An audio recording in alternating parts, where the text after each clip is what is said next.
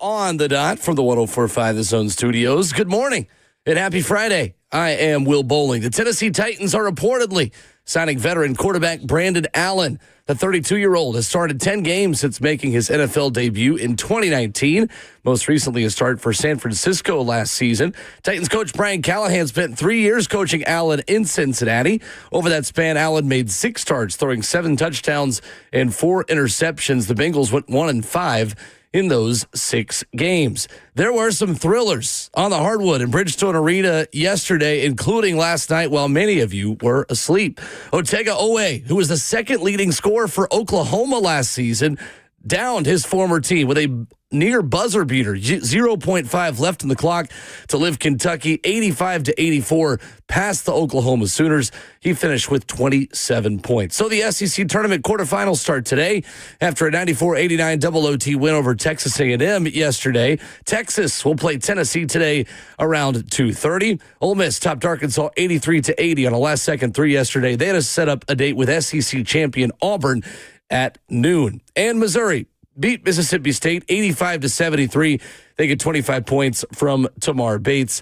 They will continue today as well, getting 2-seed Florida in the nightcap. For all your foundation repair and your waterproofing needs, you need to visit USSTN.com. Breaking news at once on your home for the Titans and Vols. This is 104.5 The Zone.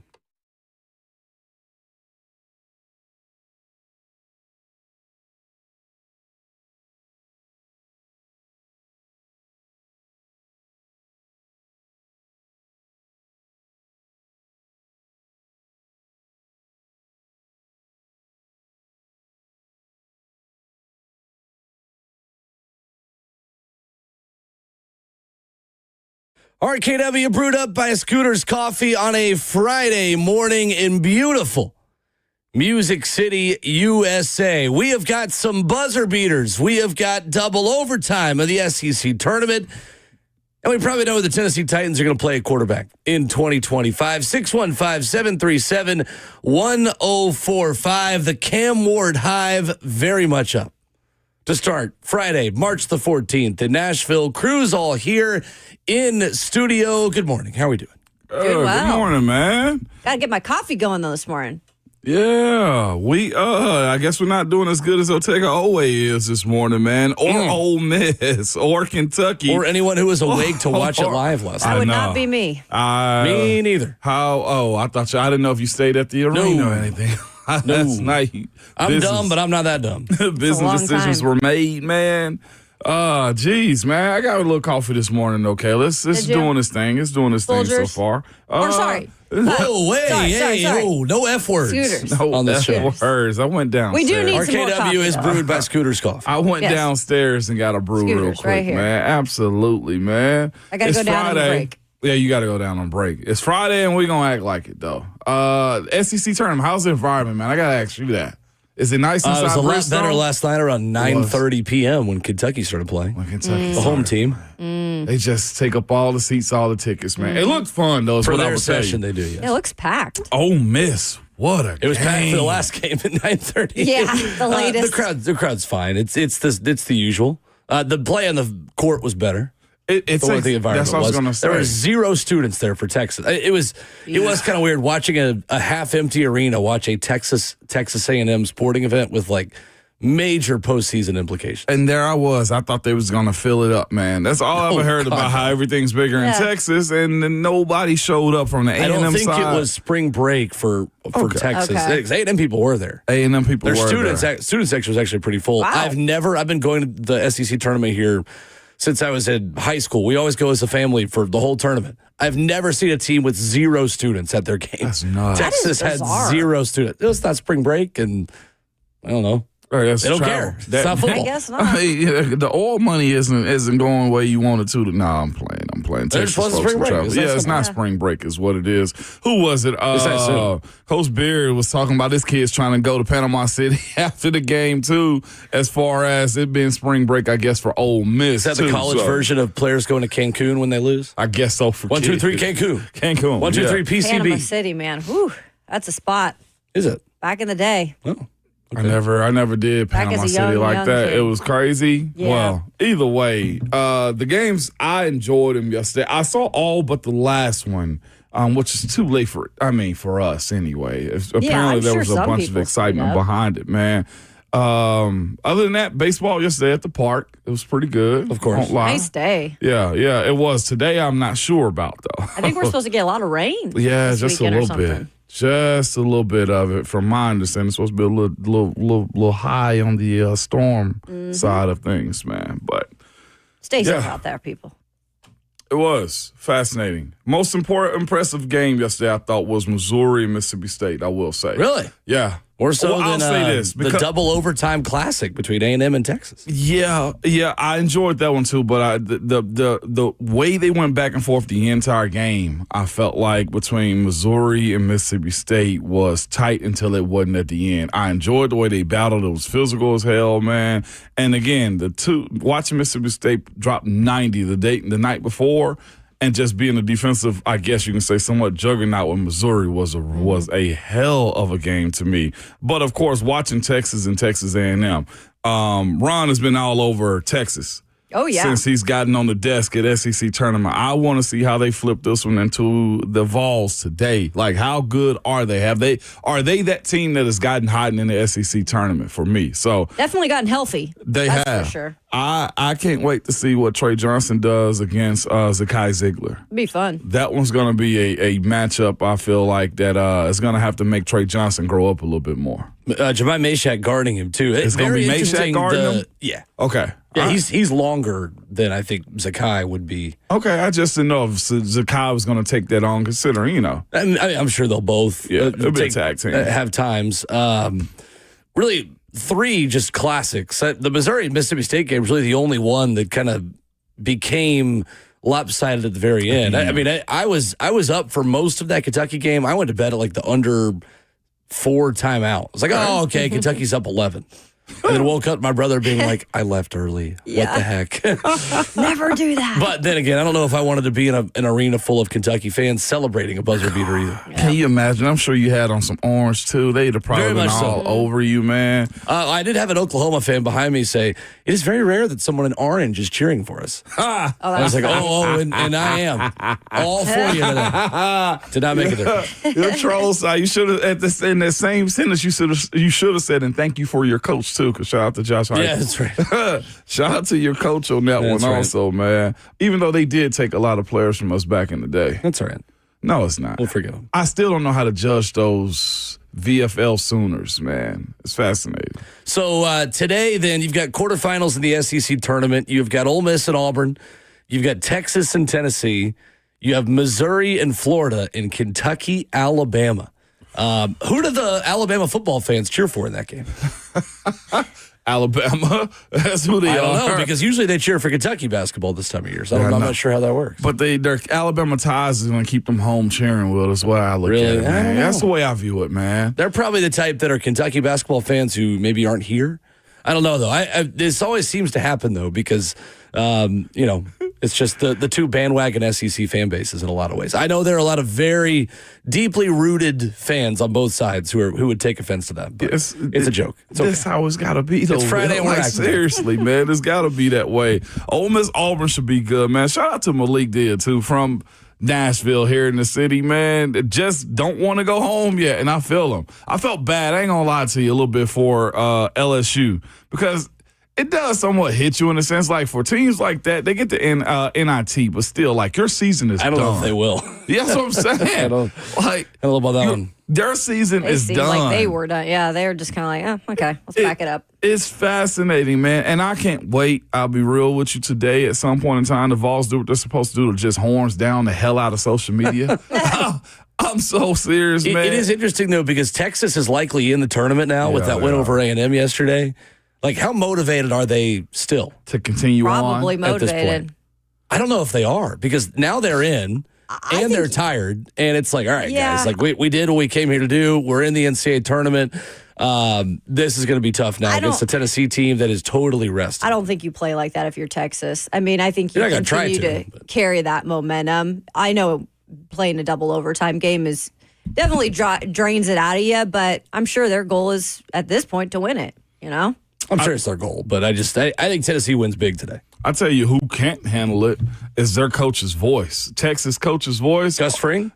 Oh, my gosh. Have you heard him in the post interviews on the stage? Yeah. His voice is done right now. How I feel this morning. Give me an hour and I'll be He was done yesterday. He was done after, the day before that first game when he was up on set with Ron. It is by far one of the funnest things ever to hear him talk, man. No, Terry. That's his last name. No, Gus Fring. Gus Fring. Okay, well, yeah, his voice is done right now. He just looks like the guy from Breaking Bad. Oh, you're talking about from Breaking Bad? Yes. Have you ever seen a picture of them side by side? No. Todd Furman put it out there yesterday. Hold on, I'll retweet this from @Ramon Kayla Will.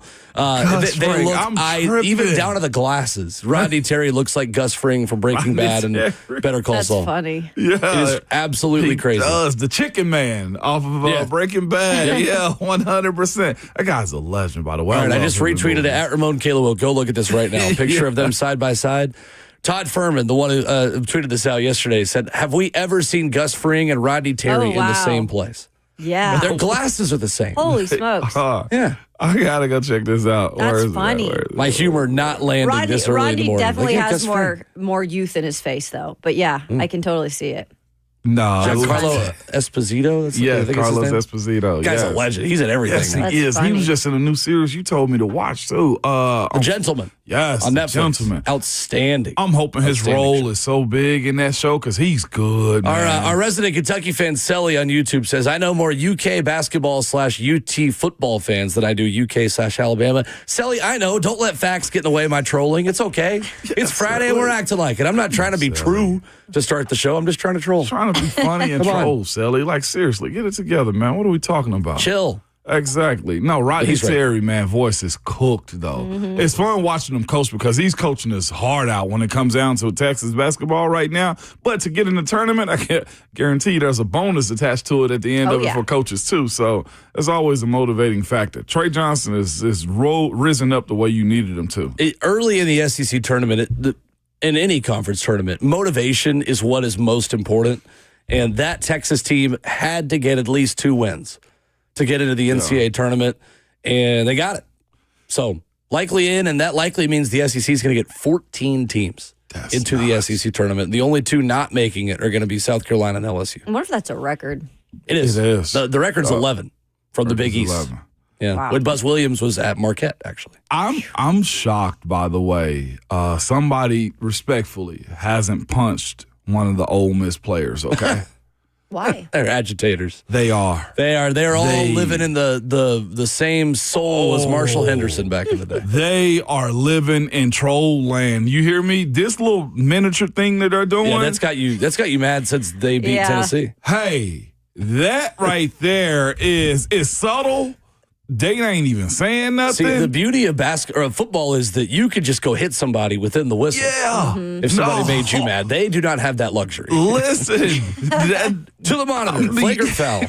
Number 73. That's a gut check waiting to happen on the basketball court. Man, they are some agitators, and I don't know why they're good at it, or maybe it's just me they're trolling. I don't know, but it's just you. It's just me. They're just thinking of you. I don't know why this. Like, hey, there's this guy in Hendersonville, Tennessee, who played for the Steelers for 11 years, who's a Vol. Let's make him as mad as possible. Had some good Ole Miss teammates: Mike Wallace, Mike Hilton. I mean, seriously, watch AJ Brown here. I got nothing against Ole Miss. I don't know why that's getting Titans me. legend. I know Titans legend, man. It's all good. 615-737-1045. That is your hoops. Much more on that still to come this morning. Brent Hubbs going to join us a little later today at 9:20 with Tennessee practice going on a little earlier. Ron Slay at 8:45 today. He'll join us for a half hour right in the middle of the show.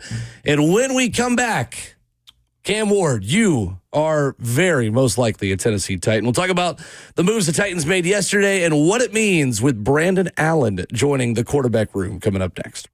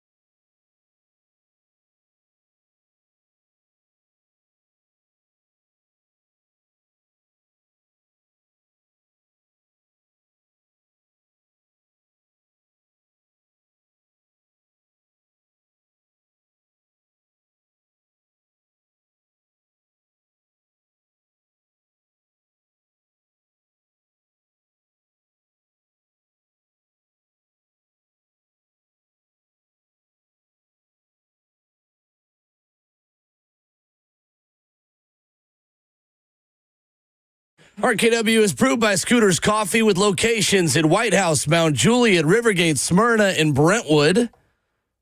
Download the Scooters Coffee mobile app today to order ahead and save $2 off your first mobile order. If you're feeling as tired as Kentucky fans are this morning, maybe you need an extra cup of Scooters Blend coffee, maybe the Scooter Doodle.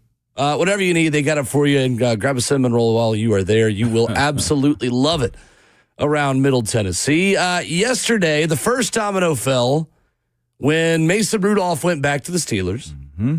And then the big quarterback news we've been waiting for really wasn't maybe as big as we thought. Oh, Brandon Allen, 32-year-old, who spent the last two seasons with the San Francisco 49ers. He is on the roster. And Cam Ward, you, sir, are a Tennessee Titan.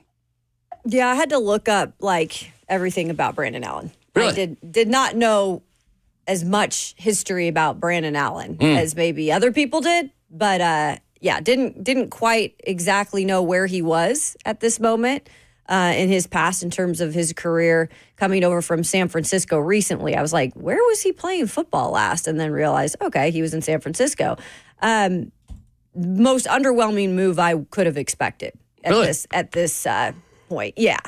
I think that with some of the remaining quarterbacks, there's not a ton out there, but that was not on my bingo card. The more you did the research, the more you understood that Brandon Allen has worked with Brian Callahan during his time at Cincinnati. So that made sense. But it is still a little confusing to me because I don't know if this was a thing where, okay, Callahan, we're initially going to make the decision on who we're going to draft in terms of a quarterback, but, go out, get the backup that, you feel comfortable with. I feel like in a way it's almost like that, or it is going to be Will Levis because he is a quarterback that kind of fits Brian Callahan's system already. And it feels a little weird like this is the backup if it is Cam Ward. So I think my mind's still playing a little bit of games with me. I think it's going to be god-awful if they don't draft Cam Ward at this point. I would be stunned if they didn't. But it's still a little weird in terms of this particular backup. I think you can go ahead and start the celebrations, Kayla, to be honest with you. I mean, it's going to be Cam Ward. Celebrations. I mean, that's great. Well, you want Cam Ward. I think it's confusing, though, what they're still doing with some of these moves. I just think they went and got their backup quarterback, to be honest with you. I look at this situation right here is he's 30-plus years old. Will Levis is probably quarterback 3 at this point, considering it's a guy that can help teach his system too. And I think this one's different than the Mason Rudolph signing, for instance. I thought Mason came in to compete or at least be a guy that Brian Callahan said to himself, oh, yeah, this is a guy that I can handpick myself. He inherited Will Levis for the most part. I do look at this and say, neither one of these guys are going to just create a crazy amount of fanfare as it pertains to the opening day for the Tennessee Titans inside of Nissan Stadium. That's the issue that they're running into. The most obvious thing is definitely Cam Ward to take that number 1 overall when it comes down to the moves they've made and who they have. I don't see the Titans going to get Aaron Rodgers. I'd be shocked at this point. I think that the Steelers, the Giants, and doggone the Titans are in it, with the Titans probably being last and probably not even talking to Aaron Rodgers at this point in time. Yes, I think it's Cam Ward. A part of me do want to play the game of saying, well, look, they still have the opportunity to move back. I look at this situation and listen to Charles Davis a little bit. He got the Titans taking Shedeur Sanders. Now, he writes in his description is really similar to how he is to Joe Burrow. And I'm just like, okay, well, that's cool. The way Shedeur Sanders is viewed right now, that would be an overreach at this point to take him number 1 overall, in my opinion, the way he's rated. Now, there is a difference. There's a quarterback draft, and then there's everybody else. This is a very needy quarterback team right now as far as the Tennessee Titans go. So them taking a quarterback in general, I think is just a totally different draft from everybody else involved in this, from Cleveland to the Giants to everybody else, in my personal opinion. I have said, of course, I've listened to what they say, which is probably the worst thing you can do when it comes down to listening to front office guys, right? Especially this time of year. They won't, especially the first time around. We don't know where Borgonzi is. We don't know what Chad Brinker is either. But what they have said is this, is what I said a little bit on 3HL yesterday afternoon was, they say they want as many picks as they can. Right now, they got 8. right? One of them has to be a quarterback in this instance right here. Is there a chance that the Giants can move up? Yeah, there is. What you need to happen for that to be real is somebody else to get hot as far as wanting the quarterback. Charles Davis, I don't know what his mindset was going into it, but his first 3 picks are Shador, Cam to Cleveland, and New York take Jackson Dart. That is fascinating. But the draft is full of lies before you get to that point. I do believe they would want more picks. It's just that how do you get more picks when everybody know you have to pick a quarterback, and it's better for your franchise at this point considering who you've brought in on free agency to go get one of them. Yeah. I think if we're judging off ratings, it's Cam Ward and that's the way you got to look at this. I would be totally shocked if Cam Ward's not the pick at this point. Would you be shocked if they move back still?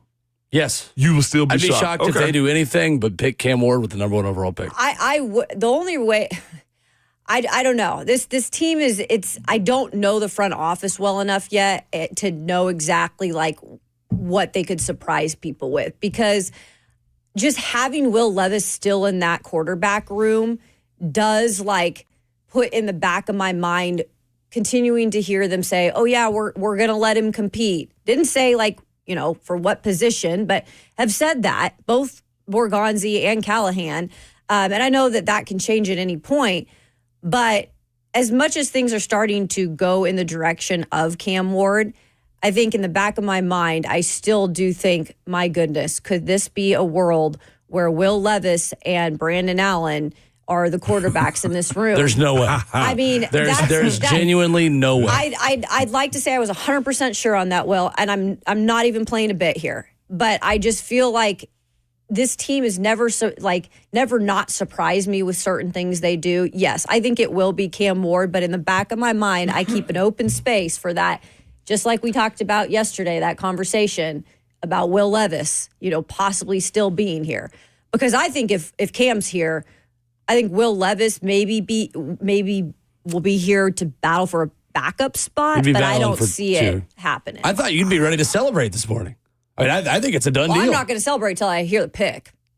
100%. We'll know. I mean, the fact that it's the number 1 pick, I think we'll know within the next 2 or 3 weeks of what direction they're going to go. But I mean, I think it's a done deal. Like yesterday, I just went ahead and accepted. Like Cam Ward is the new starting quarterback of the Tennessee Titans. I think that's real. I will be totally stunned if he's not. Even after my conversation with 3HL yesterday, and I've gone back and forth with this idea that look, it's obvious, like almost beyond obvious at this point. It's the same as Cincinnati and Joe Burrow at this point. Like they signed him a backup yesterday who knows the system. Who knows the system? Question is, what is the system? Yeah, and that's the thing. The only issue that I have and proclaiming this, right, is when you look at the talent, I guess, from one to the other, and I know a quarterback does way more for a franchise than almost any other position from the get-go if they're good enough.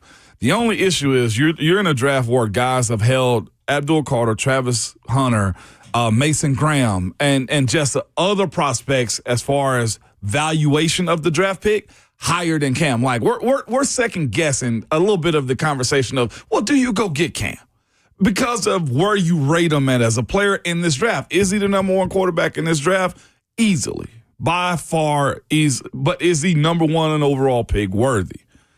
That's what you got to ask yourself as far as evaluation of the pick. If you love your guy, go get your guys the way I look at this one. And I think it's Cam Ward at this point. I thought Aditi Kinkabala actually had a really interesting tweet about this yesterday, right as we got off air. And she was at the NFL Combine and made a lot of content for CBS Sports. And she said, fascinating lessons from a smart GM this week on what truly is a first-round, quote, reach at quarterback. Said, if you think a quarterback can be in the 10 to 20 quarterback range in the NFL as a whole, you take him. Make sure you have strong coaches to support him and build a team around him with money you have. If 3 to 4 years in, you think he's it, great. If you know he's not, then focus on finding the next one to develop. So if you think a quarterback can just be a ranked number 10 to 20, a middle-of-the-road quarterback in the NFL, you take them based on what your needs are. I think that's really interesting. That is very interesting. You agree with that? I do agree with that. That's what I'm saying. Like, you love your guy. There's a lot of players playing on teams that there may be a better prospect or a better player on somebody else's squad that you can go get. but you love the way this guy fits into your system. That's what we're also speaking about, too, is having the ability as coaches, right? She mentioned that, too, having a strong enough staff to surround that guy, that quarterback with, to make and help them be better. That's another part of this, too, that has to be smart on Brian Callahan, especially in this rookie year. If he go ahead and gets Cam Ward, is don't ruin it. Like, keep this guy in the box, allow him to do what his strengths are, but call a game plan that you know he's going to be successful in. That has to be a part of it. And the other side of this, too, is the ability, their ability now to have gotten a stronger line. Like, moving JC over to the right, I hope is going to be the best thing for him. We know Zeitler as the name. We know they went out and paid a lot of money for Dan Moore. And you expect Peter Skoronski to take another step. The issue that you have on offensive line is, of course, knowing if Lloyd Cushenberry's Achilles is going to be good. But here's what you do have. You have 2 running backs that you believe in. Now, going to get the wide receivers, there may be something in the draft. We did a little mock yesterday as far as going to get an early one.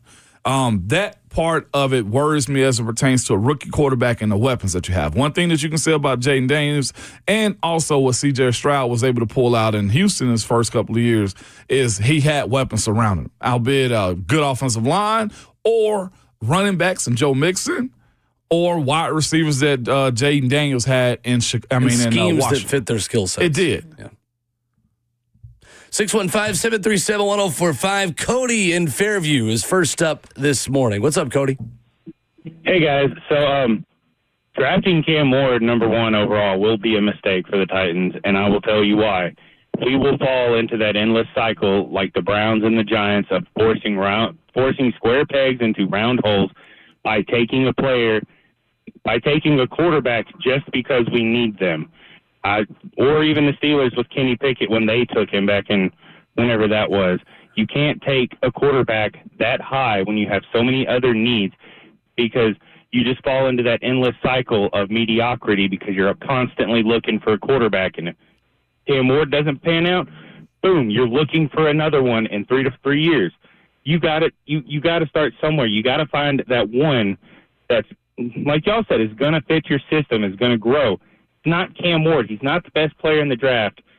This team lacks star talent outside of Jeffrey Simmons. We can't. I don't want to. I hope I get proven wrong.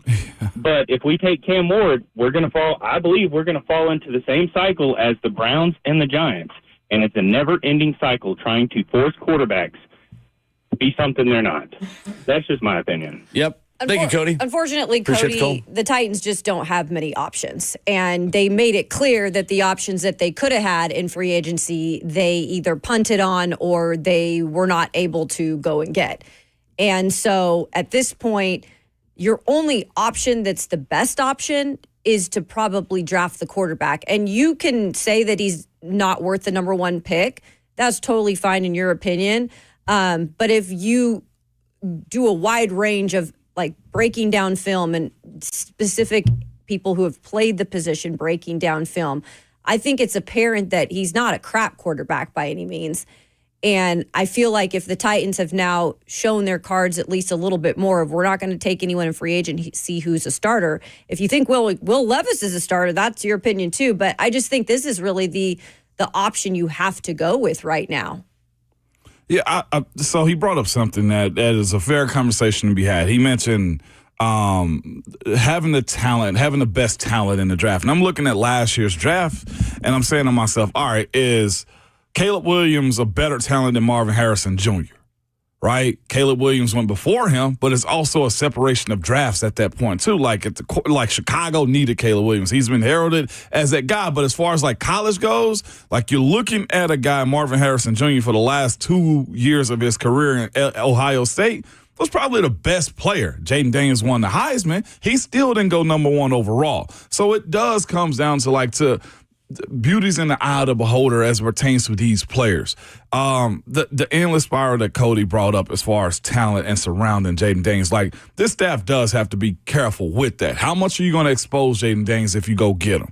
That's the biggest issue that you're running into. Do you keep him inside the box? Do you keep the balls that he's throwing at close to the line of scrimmage? Or are you trying to air it out down the field the way you did with Will Levis opening the season last year?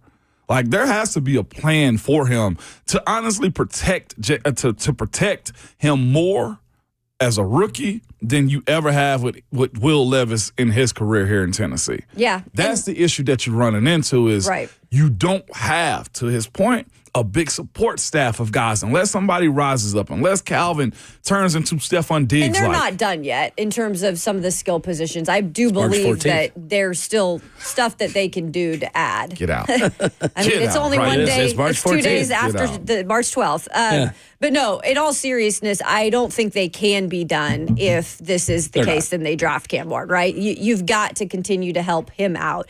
Look, we thought they helped Will Levis out last year.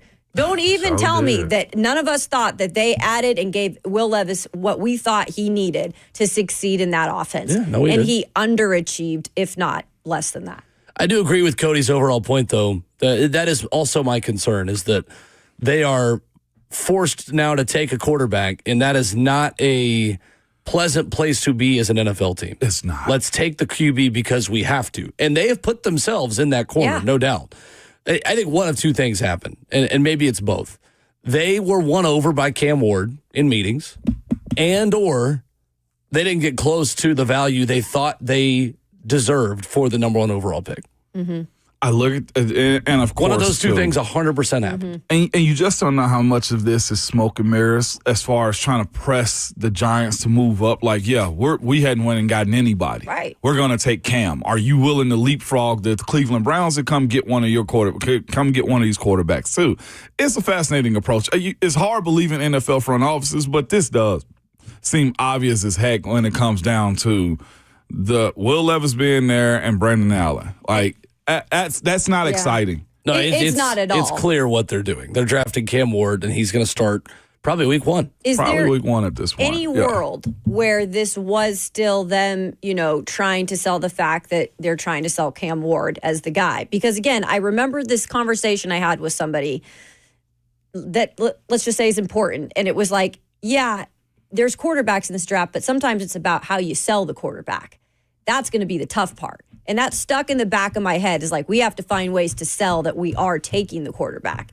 And so when you have like that stuck in the back of your head, you still are wondering down till almost the last minute, like, are they still possibly, if they got something, the right something to go Draft back capital, down? that is. Yeah, that would happen. And then they would just deal with Will Levis being the guy this next year, and it's probably not going to be good, but you get a whole bunch of draft capital. My personal stance, if I can be honest with you, is for them to move back.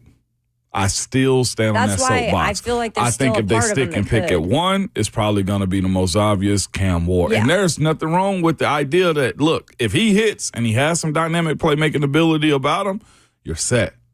Then you start next year's draft and go that route. I just don't. Again, who is he throwing the football to more than likely is anything? I think the protection's going to be better, but you need more depth as far as offensive line play goes, too. He's the guy, though. He's absolutely the guy. If they're going to go get someone, they're He's definitely the guy. getting. They're not trading back at this point. It's done. Cam Ward, I've accepted it. I think it's the right call at this point. I don't think it's the right call to let him start right away, but I do think that's what's going on, 100%. 615-737-1045. More of your phone calls and a closer look at some of the numbers behind crazy SEC tournament thrillers yesterday as well coming up.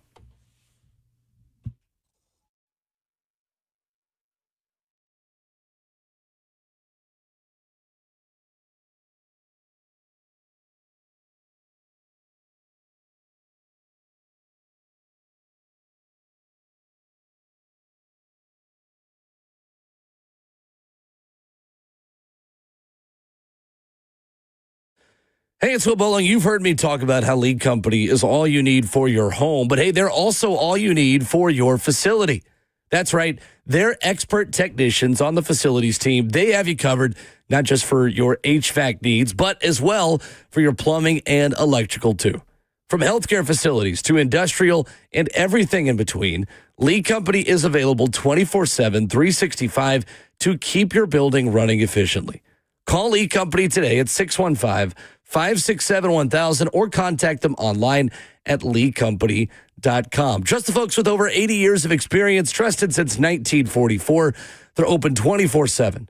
14 community locations in Tennessee, Kentucky, and Alabama with over 1,700 employees and 1,000 vehicles in their fleet. When you call them, they are there to take care of your problems quickly and efficiently. Give them a call, 615-567-1000, or check them out online at leecompany.com. That's Lee Company, all you need.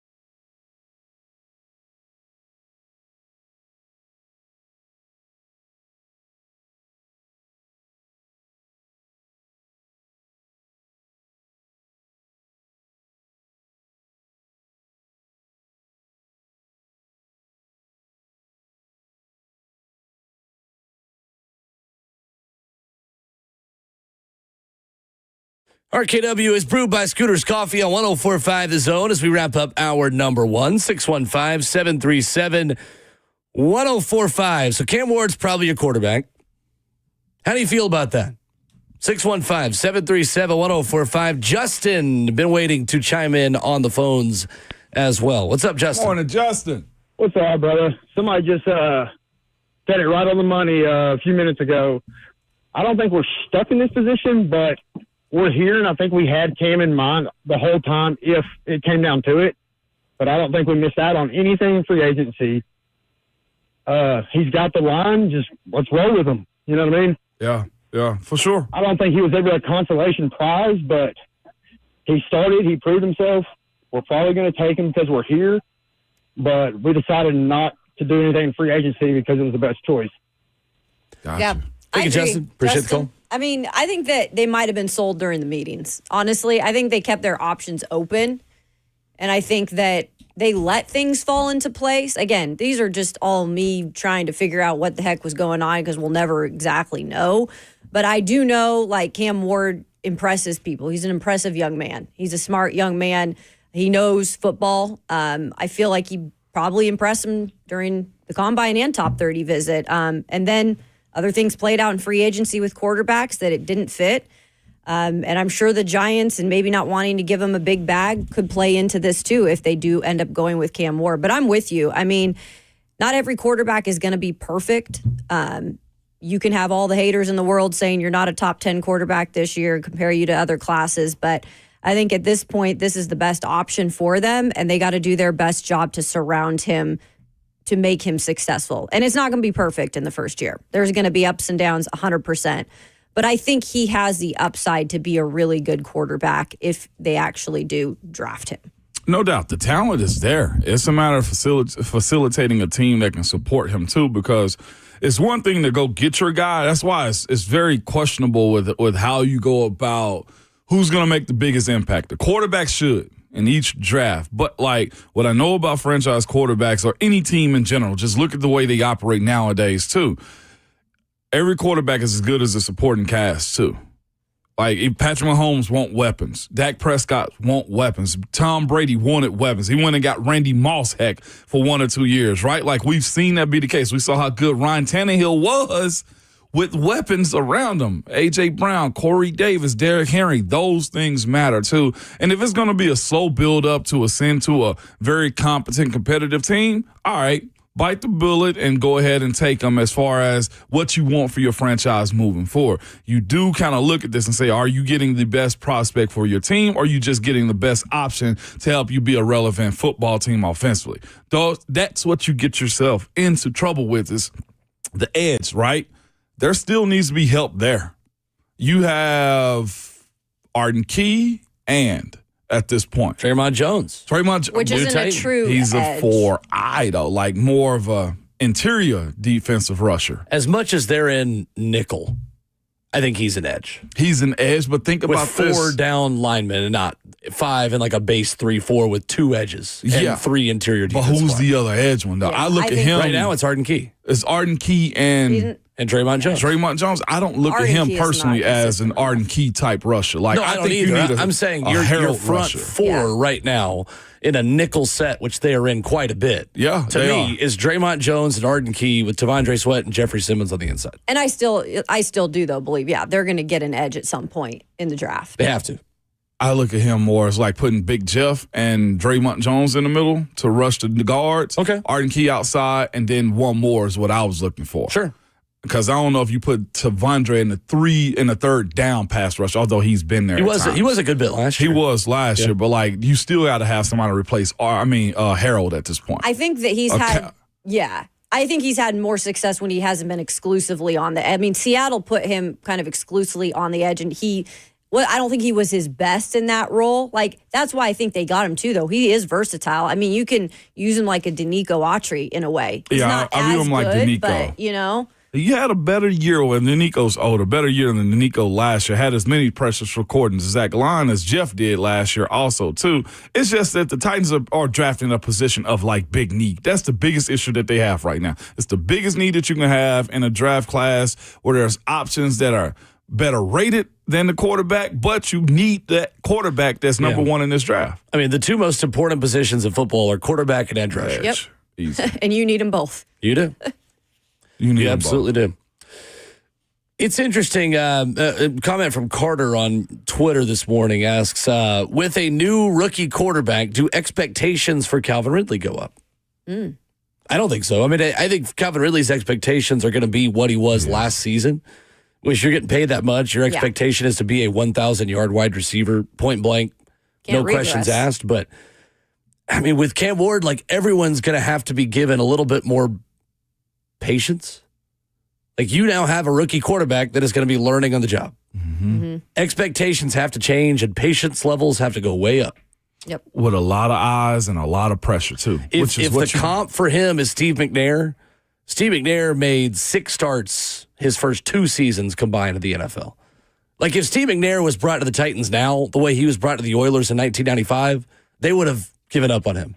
Wow. Right. He did sit. He got a lot of time. Yeah, he did. He started for the first time in 1997, and he completed 52% of his passes for 14 touchdowns and 13 picks. Okay. And that's why I'm a little surprised. Like, that's why maybe they're like just 100%, like you said, all in on him. We don't know exactly what they think of. We can say all we want about Cam Ward, but we don't know what they think. And I do trust that they got the right people in here and Mike Borgonzi to really evaluate what he is. And if I do feel like if they didn't think he could be the guy, I don't think that they would take him, guys. I really don't. And they would have found another thing in terms of quarterback-wise to bring in here. But I am a little shocked they didn't bring a quarterback possibly that could allow Cam to sit for maybe at least half the season.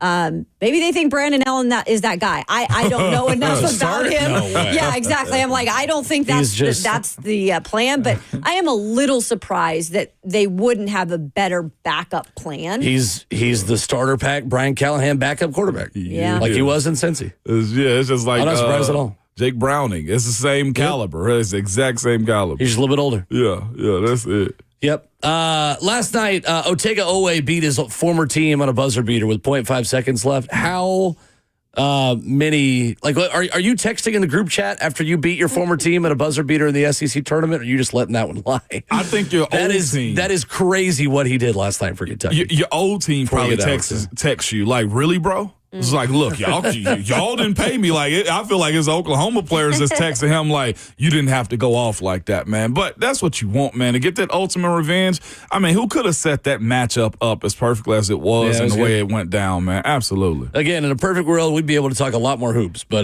there is enough Titans to discuss at NFL free agency that we are lots more football. But the SEC tournament was electric yesterday. Absolutely. Yeah, it was. Absolutely. 615-737-1045. Adam Schefter has given more insight into what is going to happen with the number 1 overall pick. We'll give you that audio, and we'll get more of your phone calls in here. 615-737-1045 next.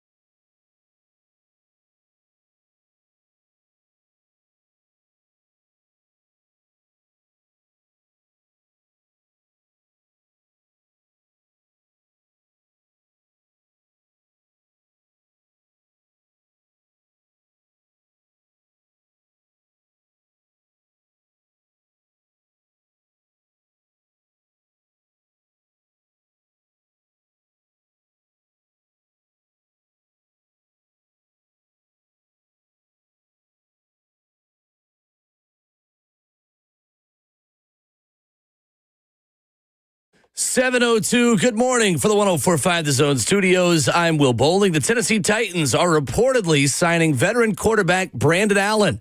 The 32-year-old has started 10 games since making his NFL debut in 2019, most recently a start for San Francisco last season. There is familiarity with Titans head coach Brian Callahan, who spent 3 years coaching Allen in Cincinnati.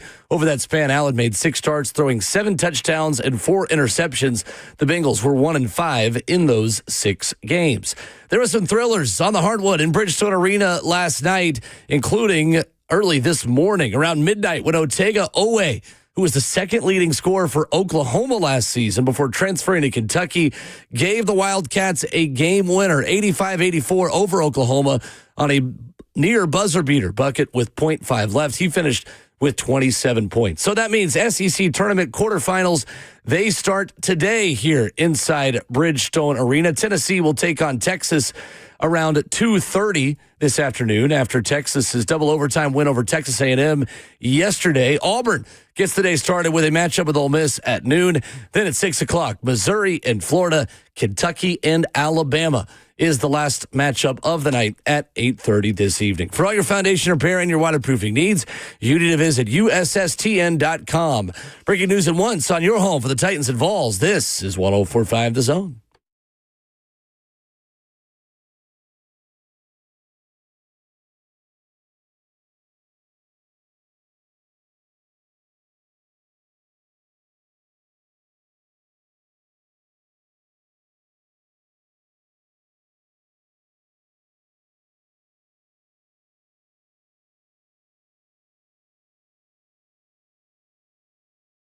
RKW is brewed up by Scooters Coffee with locations in White House, Mount Juliet, Rivergate, Smyrna, and Brentwood.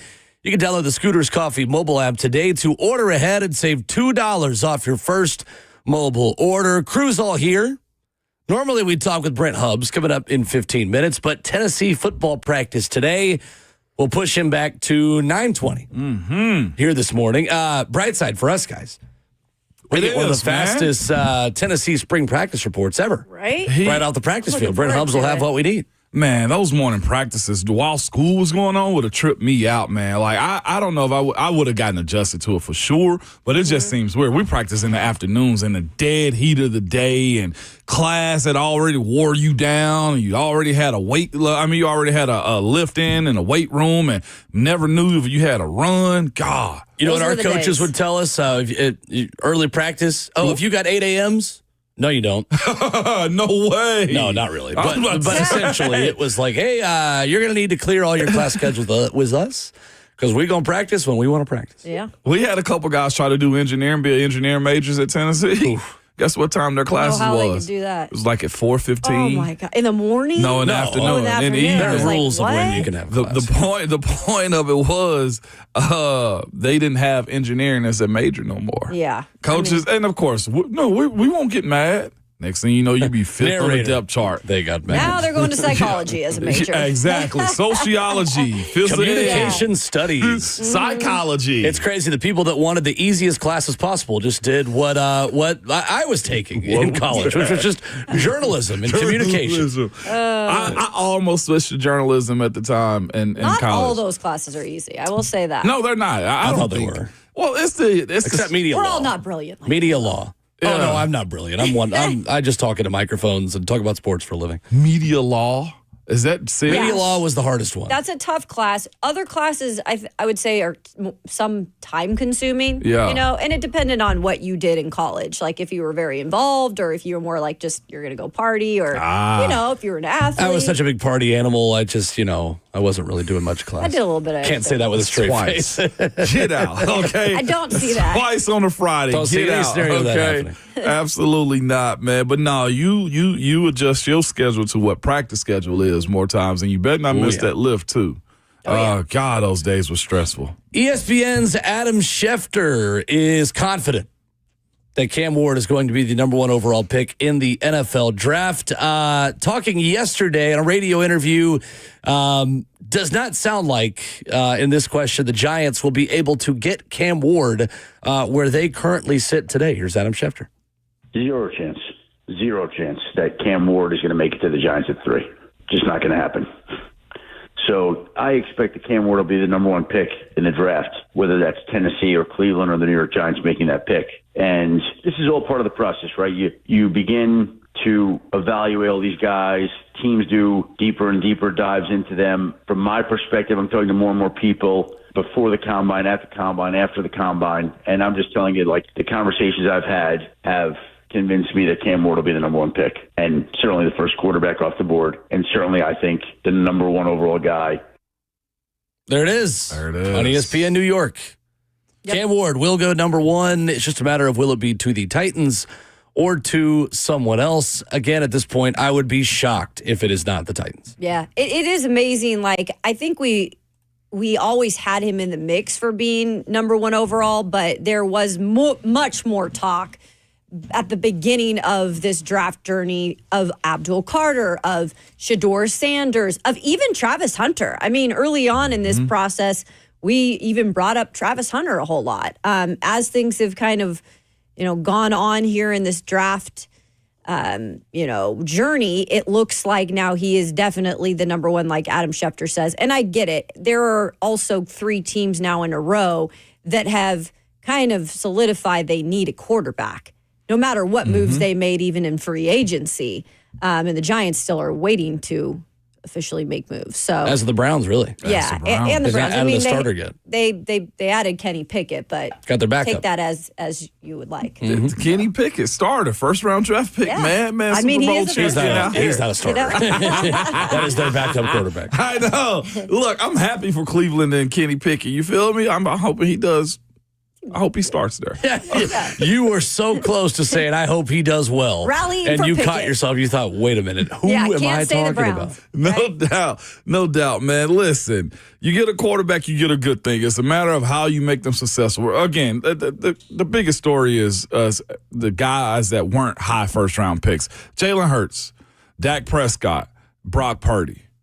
Those are dudes right now that were second round or later, Brock Purdy being Mr. Relevant, that has a cast around them that they help make them better, too. Jalen Hurts specifically. A lot of people in Philly, well, I ain't going to say a lot of people. Fans out of Philly wanted him done or benched and stuff like that. There's been a lot of media folks that have said he's not that good himself either. No, it's a matter of what system you put a guy in, how you support him, and where does their confidence go after they get those starts, and even after those bad moments. So, valuation of the number one overall pick has mainly gone to the quarterback. Right.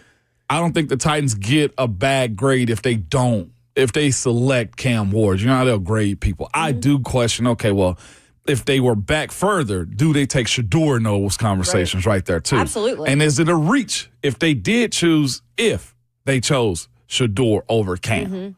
Like, do you get a bad grade, from the talking heads and stuff like that? I mean, Shedeur ain't even in the conversation right now. And that's what's wild is, like, I know that both of these quarterbacks were not as highly rated as last year. I get that. But Shedeur was right there with Cam in the start. Let's not ignore the fact that Shedeur was right in the conversation with Cam. It is amazing how much of a difference and a gap there is now. Like you're saying, Ramon, we don't know where Shedeur really is going. I mean, would the Browns take him at 2? Maybe. Sounds like they want Russell Wilson. Right. So maybe not. Like, these teams' actions speak a lot louder than their words right now, and the Browns and Giants are both hosting the quarterbacks from the island of misfit quarterbacks. Yeah, they are. Like, they're both talking to Aaron Rodgers and Russell Wilson, and the Browns have signed Kenny Pickett, and somebody's going to be left without a chair when the music stops. But it does feel like they are not overly confident in Shedeur Sanders. And I don't think he was ever really regarded as highly as Cam Ward in those circles. It just took us until the combine for people to talk to people in those circles and learn what the opinions really are. Like, the draft stocks are what they are probably weeks ago and months ago. We're just finding out what they are because we have more access to coaches who are not focused on playing football games. No doubt about it. And coaches who are now meeting with these prospects. And again, a lot of, I'll say with Shedeur's side, is just be fully transparent on that. He came with a lot of fanfare, too, of people pushing it. And his camp wanting that conversation to be high, too, as far as him being the number one overall pick. And on a surface level, before the scouts and coaches and everybody else, like Will said, get a hold of it.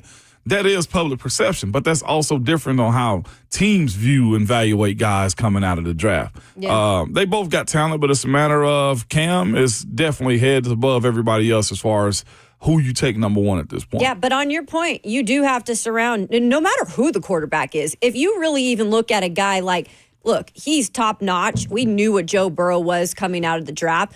But let's be honest, they also did help him. They did draft like some guys there to really help him early on in his career. Yeah. Jamar Chase is the biggest example of that. So no matter what type of quarterback you are, it's almost like you need that skill player, or you need that offensive line. He didn't have the offensive line. He had the skill players, though. So, yeah, that's interesting. Come on, Calvin Ridley. Yeah, I was going to Let's go. say the challenging part is you're already paying a wide receiver over $20 million a year. Mm-hmm. So There's a lot of pressure on Calvin Ridley to be a dude with now a rookie quarterback throwing him the football. Like, to be the resource for Cam Ward, who is going to be your quarterback. Yeah, you go get one of Cam Ward's teammates. And I'm not saying just to go get him because he's a teammate, but there is talent that came out of Miami at some of those skill positions. Xavier Arroyo. Yeah. Ramon fell in love with him in the Senior Bowl. You don't have to pick him high. Arroyo. I thought you were talking about Elijah Restrepo. Arroyo, sorry. Restrepo Oh, didn't not look Xavier that good. Restrepo, Elijah Arroyo. Yeah, I know Arroyo, some people like Restrepo. Yeah, but Restrepo was didn't look he was great. struggling down at the Senior Bowl. Definitely. I don't even know if he ran a 40 at the combine. I wish I could get Miami's offensive line guaranteed to Yeah, that'd project be nice. to the next level, because he could just have this big wall of humans to just stand behind like he Well, does a lot in his film. Titan doesn't look bad right now. It's better. Looks upgraded. That's It's for sure. better. When I watch Cam Ward, there are a lot of plays he makes that my biggest question is, could you do that against pros? Mhm, that is a question. Certainly. Absolutely. 615-737-1045. We'll get to Corey and Marcus on the phones when we come back. Again, Brent Hubbs will be a little bit later at 9:20 this morning as Tennessee spring practice is starting here as we speak. So we will catch up with him later in the show. Ron Slay at a different time as well at 8:45 if you're listening for both of them this morning as well. But when we come back, more insight into the new quarterback the Titans brought in. Have the Titans invested enough in their backup quarterback? We'll talk about that next.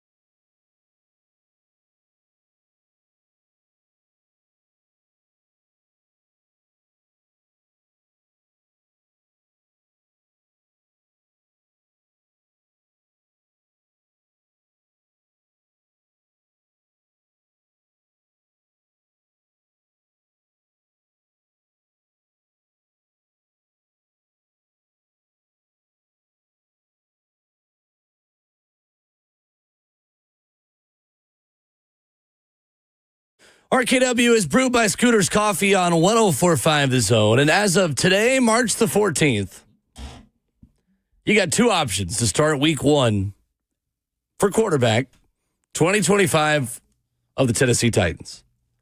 Cam Ward or Will Levis. Brandon Allen brought in yesterday by the Titans. Is that the right way to proceed? Did the Titans invest enough in their backup quarterback position by bringing in Brandon Allen yesterday and not a Bridge who could have started more of the season?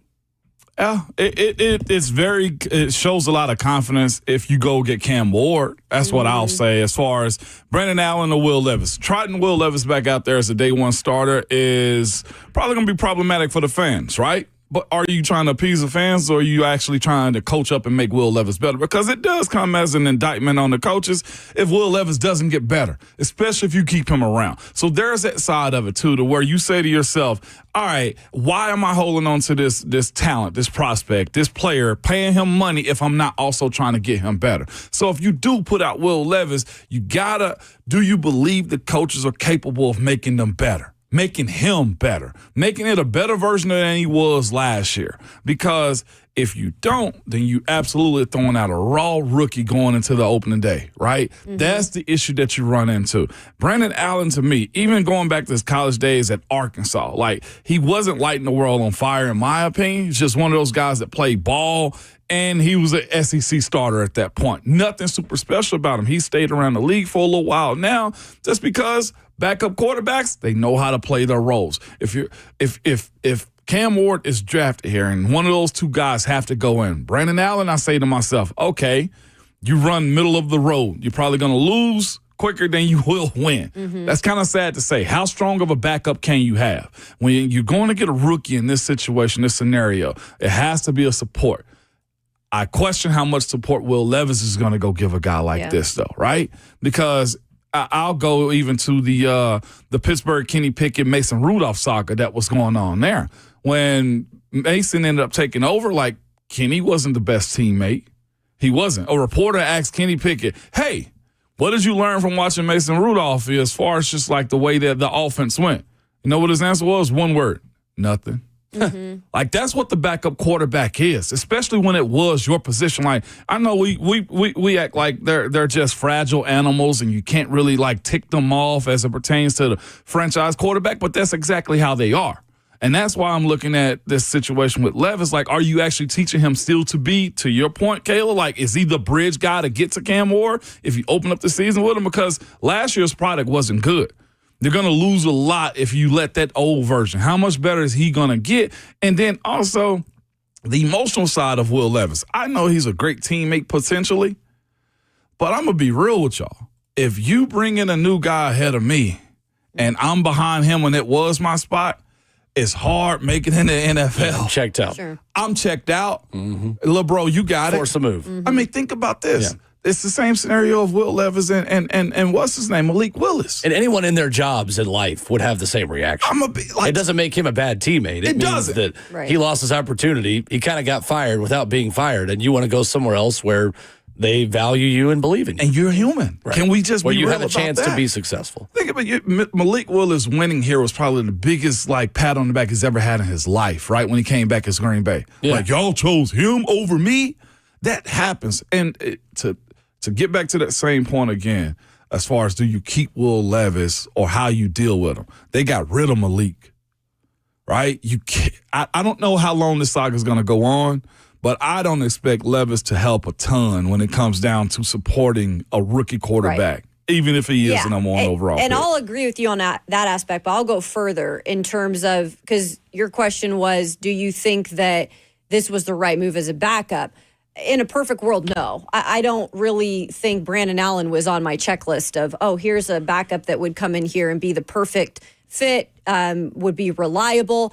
I don't know enough about Brandon Allen, and I don't think he's played enough to know that he's just solid if something were to happen to Cam Ward. If, my goodness, Cam Ward were to be benched like a Bryce Young situation where and Andy Dalton isn't the end-all, be-all either. He's at the end of his career. He's not great, but he did come in, as a guy that I think a lot of people knew was a starter for so long in his career. He was a starter. Brandon Allen is not a starter or never was, right?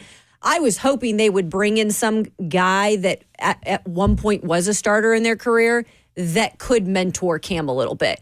There is none of that now happening. So now we are in a predicament where Brandon Allen, he is a Callahan guy. And if Callahan feels comfortable that he can step in and he can help him in moments, that's fine. I believe him. But now it's like, I think they're going to throw out these quarterbacks during training camp. I think they plan to start Cam Ward, obviously, if they're going to take him number 1 overall, and Brandon Allen and Will Levis are your other quarterbacks. I think they're going to try to maybe raise Will Levis's draft stock through training camp, maybe like Malik Willis, and then have the opportunity to ship him away. That's almost like what I think. With what pieces you have now in that quarterback room, I think maybe that's the smartest thing to do. Yeah, Sam Phelan wrote about that yesterday at AtoZSports.com and mentioned that he feels like it is an open competition now for QB2 in training camp, because Brian Callahan has said, we intend on Will Levis being around and bringing him to training camp. Is that the right call? Is that the right call? As a coach that may have think he was unfairly done last year, yeah. Again, there's a human component to it, but how long does it last is the question that you have. And it's also like, Will Levis will be a good soldier when you need him to, but how much of a bridge can he be? How good of a quarterback can he be again with the same scenarios that he's had? Like, is it the right move as a human? Yes. Do I believe it? Believe in the process of it? No. So what is the value of Brandon Allen playing in a Brian Callahan system in Cincinnati? What's the value of it? For mentoring and teaching Cam Ward the system? The play, nothing. There's no value in his play. There's value in his teaching and communication skills more than anything. Like, players do get on teams to be a vocal leader more than anything and not expected to do much. Just be ready if your chance to come. Because I wonder if, even though the system is going to change, how much will the terminology and the methodology of learning that position still be the same?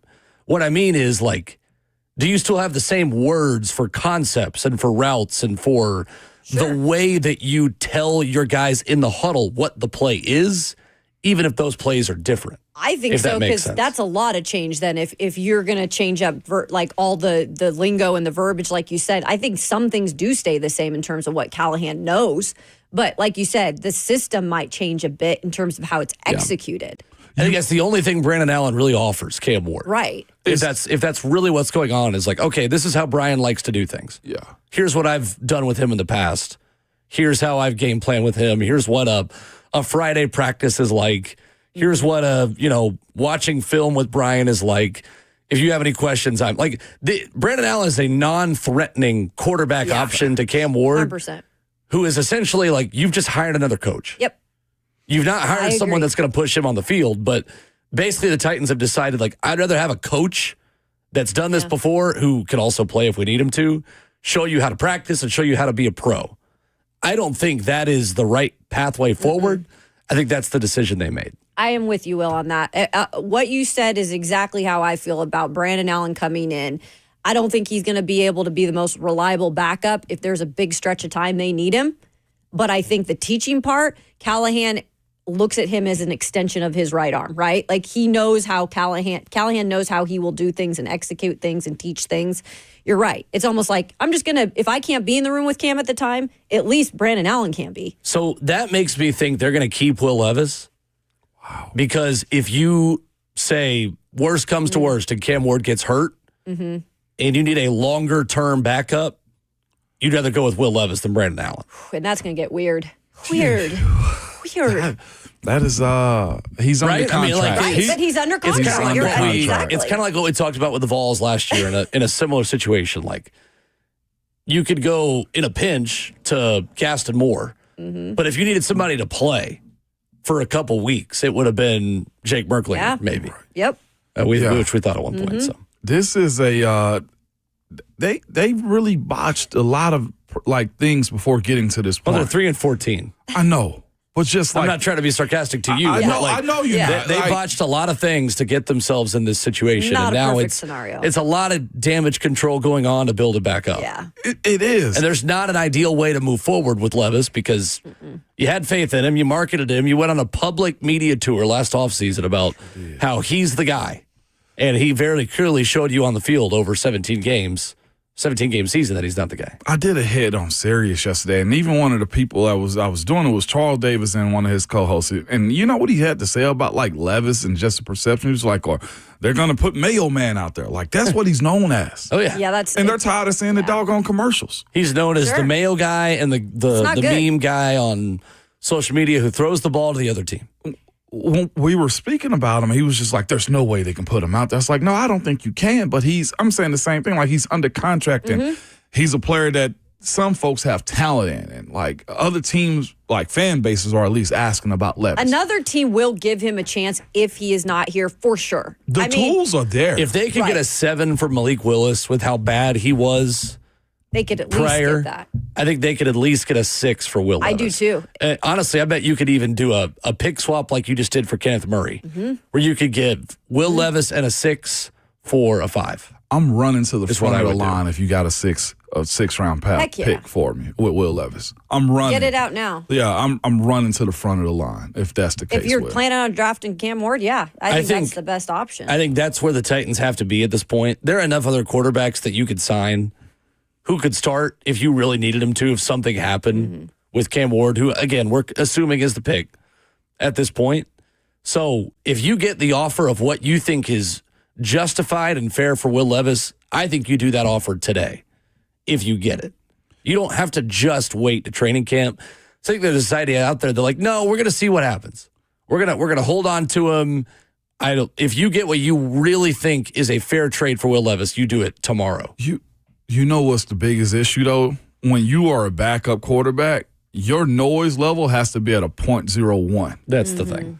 When has he ever been a .01? I know, but Never. not even just that. But, like, the focus having to be on Cam Ward if he's drafted here, the amount of reporters that are going to have to daily ask Will Levis questions and all of those things, like, it creates an outside identity inside of the locker room that shouldn't be there in this situation. Yep. They're not enough a part of, in terms of, what their careers, they're looking at them to be like. Will Levis still believes he can be a starter. I mean, he said that. He said it at the end of the year. He said, I can be a starter whether it's here in this Titans organization or if it's somewhere else. You have two personalities like that. I'm with you, Ramon. Like, I don't think that will ever work. But it's just the jobs of, like, the folks like you to go into the locker room every day asking questions. Like, Levis is going to be asked, how did today go? Oh, yeah. How did Cam look? Like, how are you feeling? Absolutely. You positioning yourself. Yep. Like, especially and in that's training where camp if he's the here. noise that you want a rookie to not have to deal with is going to be a part of the locker room. And I know this for a fact. Coaches don't like that. No. You want a quiet backup. I'm with you on that. Justin tells me that AJ, caller, wanted to call in, didn't have time to wait or didn't want to be on air, but had the suggestion of bringing in Ryan Tannehill to mentor Cam Ward. Yes, do it. Tanny is Hell no. Tanny. I don't know. He never officially retired, but like he's He like ain't got fishing to. down in Florida. So You that's know, all I know. It is more likely, respectfully, AJ, that they will bring in Ryan Tannehill to play his first position at Texas A&M to play wide receiver right, for this team right. before they would bring him in to play quarterback. The way it works, That ship has sailed. Tannehill's a year out right now. He's gotten his severance check by now from the NFL. Like, trust me, when that severance check come in the mail, you are ain't going done. back. If you want washed-up old quarterbacks to come in and mentor him, Russell Wilson's there. I mean, you got other Russell Wilson I don't think is as much of a mentor. But, like, again, if you want a washed-up old quarterback to come in who could start, there are plenty of other options versus the one that you already had. Yeah, exactly. Let Tannehill go. Yeah, no. It's okay. We had Bye, good times. Felicia. It's time to let him go. It is. It's good that his appreciation is higher these days, though. Is it? I still don't think it's as high as it should be. Maybe the Mayo. Tannehill. Yeah. Corey up Tannehill. next, 615-737-1045. Hey, Corey. Good morning, lady and gentlemen. Good morning. I just wanted to just start off by saying I feel like at this point, if a trade for the number one pick is going to happen, it definitely is going to happen before the draft. I don't think we've ever seen a team trade out of the number one pick on. So I think we can get that out of our heads. Cam's going to be the pick. For Titans fans, I feel like now we need to address wide receiver. And, I mean, you got to look at that in the second round. We're sitting at, like, the top 3 picks in the second round. I'm curious what the, like, draft calculator says that pick is worth if they decided to move back a few spots in the second round. And what wide receivers do you guys project being available in round 2 that we could pursue? No doubt. Thank you, Corey. Appreciate Corey. the call. So the number 35 pick is worth 550 points Okay. in the Jimmy Johnson trade chart, which is essentially 2 threes. So you could move back. I forget what the trade. I'll look it up. The trade the Rams made for Braden Fisk that the Titans denied. Okay. Yeah. When Rand Carthon said on this show last year and said that, we had offers, but we also wanted to stick and pick at that point. So Braden Fisk was drafted by the Rams, who moved up from 52 to 39. They gave up their 52nd pick, their 155th pick, and a 2025 second. Did they? To move Wow. Okay. Yeah. I remember at the time we said, well, they must really love T'Vondre Sweat. Yeah. The Titans, because they turned down that trade to take T'Vondre Yeah, that's Sweat. right. I do Imagine if they had remember 2 that now. twos right now. Yeah, and he did admit that. Wow. Seems so long ago. you And okay? again, a year ago, we thought we were more in win now mode. Exactly. I think if Chad Brinker is offered that trade this year, you will see him sprint to the podium would and go. say, hey, we're going to trade. No, Yeah, absolutely. 100%. Second round guys, possibly. Again, you don't know how that will all shake out either. But we've mentioned Jack Besh from TCU. I know that's a favorite Wow. of a lot of people. He's the story's great, but he's a good player. I know that we've mentioned Xavier Restrepo. That was Cam's teammate. I know people weren't exactly thrilled with him at the Senior His Senior Bowl wasn't that great at all. Yeah, Trey Harris from Ole Miss is up there in the second round. Jaden Higgins of Iowa State. Those are just a couple names. And then you've got like Isaiah Bond, Texas. There's a lot of receivers. It's just what would be the right fit. I wonder if Matthew Golden's there at 35. I think he's going up. I don't know. We'll see. Yeah, we'll see. Fastest receiver. That's for sure. Oh yeah. It was, and not his teammate Isaiah Bond was out here saying was he was going to run a preaching he was. 4-1. Like I told you. Yeah, I know. I called that one. Nuts. You think you're running the 4-1s, you better sign up to try to make the Better Olympics. get a running start is what you better get. Marcus in Nashville up next. Hey, Marcus. Hey, y'all. How y'all doing this morning? Pretty Good, how are you? morning. All right. So I've been listening to y'all talk this morning, man. And, when I hear the what's the coach's name? Caroline, what's that? Callahan. Callahan, yeah. Slop. You know what I'm saying? Levis, Slop. This new dude they just ordered. Slop. Birds of a feather flock together, man. I'm going to tell you. We should have been getting rid of the coach last year instead of getting rid of the GM. Wow. That's my opinion. Because that dude, I remember last year we won our first game. That boy started crying. What grown man cries on the first game that we win? But I'm saying about the Cam Ward thing here. Man, golly, I don't know. I want him to be great, but the thing is, you got a lot of slop behind you, man. That's trying to teach you how to be great. And I don't think great comes from slop. It goes in a trough, and the pigs eat it. That's how I look at it. Yeah. That's my opinion. Thank you, Marcus. Appreciate the call. And look, I mean, we agreed kind of at the moment when Rand Carthon got fired. If they're going to fire Rand Carthon, you probably let Brian Callahan go too. If you really think that they were all tied together, they decided not to do that. And unfortunately, now we're in a position where I think his job could be on the line this next year. That's an interesting conversation. That's an interesting take because I feel like everybody feels like Cam Ward can go anywhere else but here to be successful. It almost feels like that's what it is. Like if he went to New York, you feel like he'd probably be better. I don't. I feel like the perception of him being a lot of people here. do, Yeah, for sure.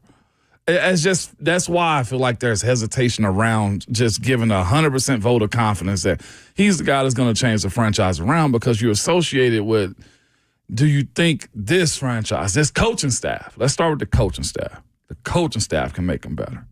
Mm-hmm. Yep, that's the question. 615-737-1045 is our number. We'll get to Mark first up when we come back. And Daniel Jones talking about battling for the starting quarterback job in Indianapolis. We'll talk about that as well coming up next. Did you know you're overpaying for your health and wellness products? With over 20 company-owned brands offering its members vitamins, supplements, wellness, and skincare products, you're able to save up to 70% off retail. Members Nutrition can't change your life, but we can change the way you live.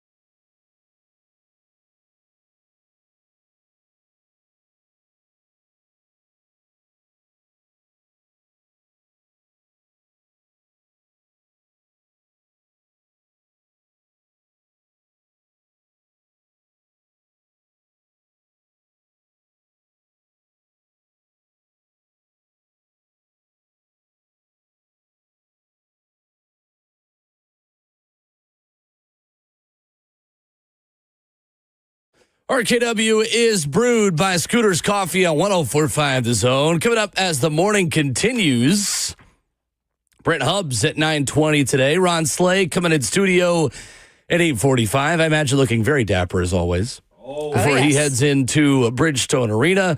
615-737-1045. Talking QBs, of course. And Cam Ward of the Titans, who is likely going to be your quarterback. Mark is in Kentucky and wants to chime in. What's up, Mark? Morning, Mark. Good morning, guys. How y'all doing today? We're fine, man. Happy Friday. Yeah, definitely. So, quick question, and y'all probably know more about Tennessee Titans than I do. When's the last time y'all had a quarterback that you know for a fact you could depend on and make you to the Super Bowl? I remember, if I remember correctly, it was McNabb, correct? McNair. Yeah, Steve McNair. Steve McNair, yeah. McNair is the next quarterback y'all get. Do you see that in him? That is one of the most popular comparisons for Cam Ward, yeah. He didn't impress me too much in that weak conference. Now, if you really think about it, there ain't too many good quarterbacks this year coming out, correct? Right. Correct. He's also done it in three different environments, different conference. Like, so you could say, yeah, he played in a weak conference in Pac-12 or ACC, but so is Shedeur Sanders. It is also real hard to do it in three places and be successful. True. Now, this would be the last question. I'm an Oklahoma fan. I'm from Oklahoma. And I think the NIL has destroyed college football as we know it. Thank you, Mark. Think about it. We will. You can't root on one player, and then next year he might be gone anyway to the next team, to the next college that's going to pay him more money. Oh, yeah. Yeah. Thank you, Mark. By the way, enjoy your new Oklahoma quarterback who came from Washington State, John Material. Oh, it's a quarterback? And our offensive coordinator, yeah. Oh. I mean, so speaking of that, I mean, it is what it is, though. I could be if anything, like the Cam Ward thing, I could be totally against Cam Ward and be like, I hate Cam Ward. He left Washington State, all this stuff. But I've always rooted for him because I've seen that in him, that he's put in the work and he's gone to elevate his career. But like he was saying, though, like I know, and people are going to see that all the time with their teams moving on that are in these smaller, conferences. Sure. It's part of the job now. I mean, it's hard to cheer for coaches who could also up and leave whenever they want. So why can't the players get the same ability? My sentiments for a I very don't long think time. it's killed college sports. Ramon played and didn't get paid, so. Did not get a dime, okay? It's just a game now, man. To that point, though, it is true. You are never going to find a perfect prospect. It's true. That's true. It is, though, ironic that the Titans have this position to draft a quarterback who most closely resembles Steve McNair of any pro prospect. I mean, honestly, like Nate Tice of Yahoo Sports, we're going to get into some of what he wrote about Cam Ward coming up in the next hour, but like that is the comp, for Cam. To that point, though, Steve McNair had quite a learning curve, and if that is the comp, if that is who Cam Ward is, you better give him time. Yeah. You better be patient. You better let him throw 15 to 20 picks in one of these seasons. There is no scenario where you bench Cam Ward in 2025. None. You absolutely cannot. If he is your day one starting quarterback, if he's healthy, he is your week 18 starting quarterback, and there are no questions about it. It is a full first year of development. They've showed that by bringing in Brandon Allen, and who knows where Will Levis will be at this point. But yeah, they clearly have made that the point if they're drafting Cam, is he's our guy from the start. 100%. It's Steve McNair. I would also throw in there, to be real with you, Tannehill had a good run. Yeah. And so Steve and then Tannehill is where you at this point. But homegrown guys is Steve. Yeah, well, to his question, though, of like, can that quarterback win you a Super Bowl? When's the last time we knew a quarterback could get us to a Super Bowl? Even at Tannehill's best, there were still doubters that made the point that, well, he's just handing it off to Derrick Henry. Right. And then also, too, as far as the quarterbacks that have come out as of late, none of these high first rounders have netted a Super Bowl either, right? Like, Joe Burrow hasn't gotten Cincinnati one, got him 2-1, had him 1-1. Yeah. There's a lot of other high quarterbacks that have come out. Trevor Lawrence hadn't turned Jacksonville around either. So, to your point, quarterbacks all players come with flaws and deficiencies. It's a matter of, like, you got to build up a strong team. Yeah. And that's the only pushback I have about not moving back is you got to build up a stronger team. But if you get your guy, pull the Cincinnati avenue more than anything, right? Suck again, go get Jamar Chase. And the next thing you know, you continue to build up talent, and we'll see if they ever figure out how to pay their talent before they hit free agency. And I think coaching's part of it too. I really do. I mean, I think that it is tough to know exactly with everything so new and this roster being turned over again and getting a new quarterback. It is tougher to see when you don't have a coach here who's had a proven background of winning as a head coach. But as much trash as we talked about Brian Callahan's going to be let go of how secure is his job, he comes from a guy that had 2 back-to-back losing seasons too and still has this job to his day also.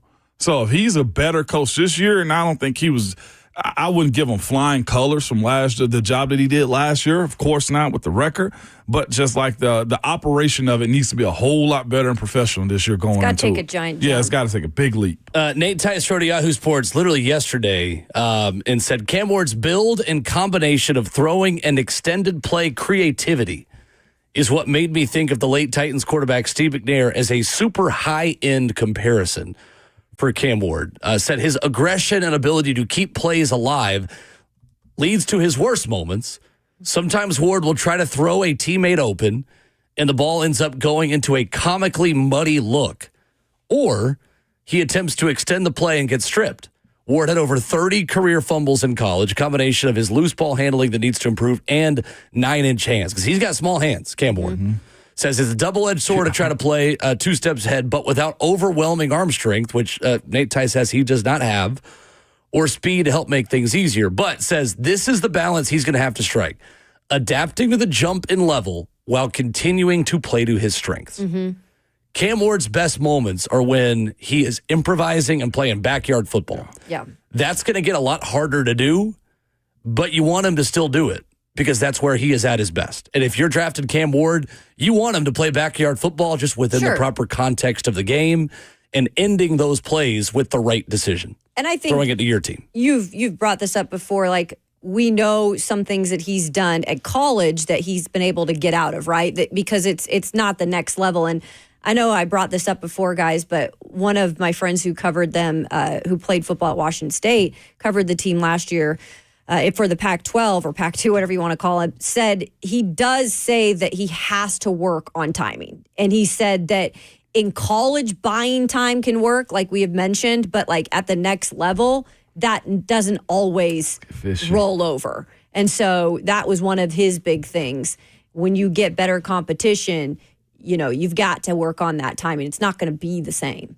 We'll get with more of your reaction and phone calls at 615-737-1045. Talking Cam Ward, talking Titans, and talking about if Tennessee winning the SEC tournament is worth a number 1 seed. We'll do all those things coming up next. We've got the trucks, all the trucks, all the trims, all the towing, all the bells and whistles, and all at Truck Month Savings. Two Rivers Ford is Ford Truck Central. When couples walk into Genesis Diamonds, their eyes get so big. It's a mind-blowing display of sparkling jewelry with literally thousands of choices when it comes to engagement rings. All the styles she's seen online are right there. But the experts at Genesis make them feel totally at ease. They're offered a beverage. They're asked a lot of questions about their taste and style.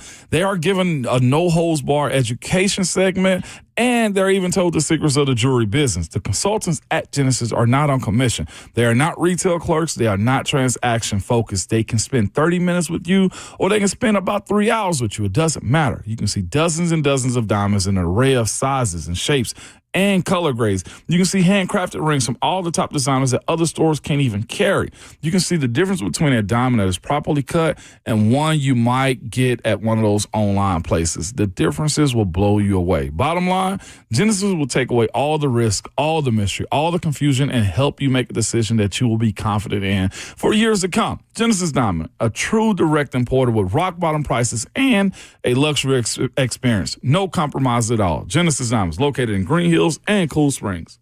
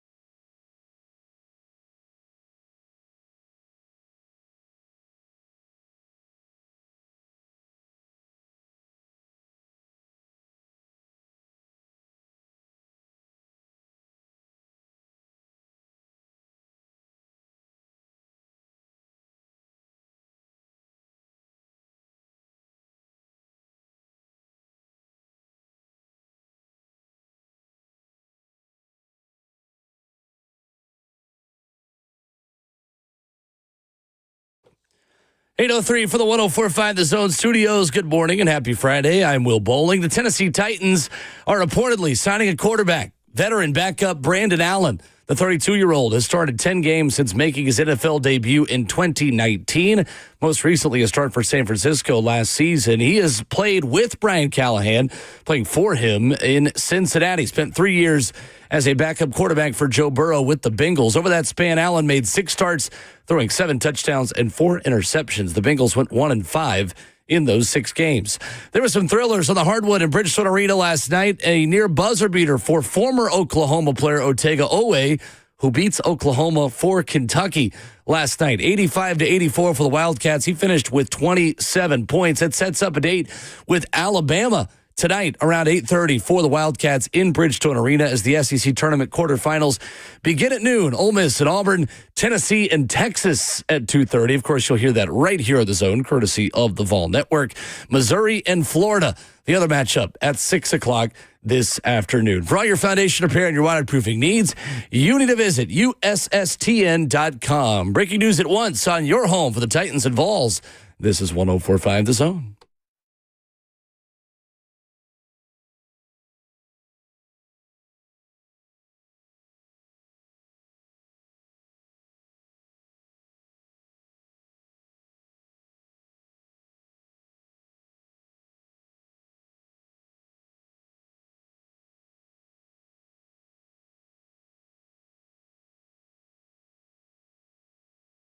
RKW on 104.5 The Zone, brewed by Scooters Coffee in Mount Juliet, Rivergate, Smyrna, and Brentwood.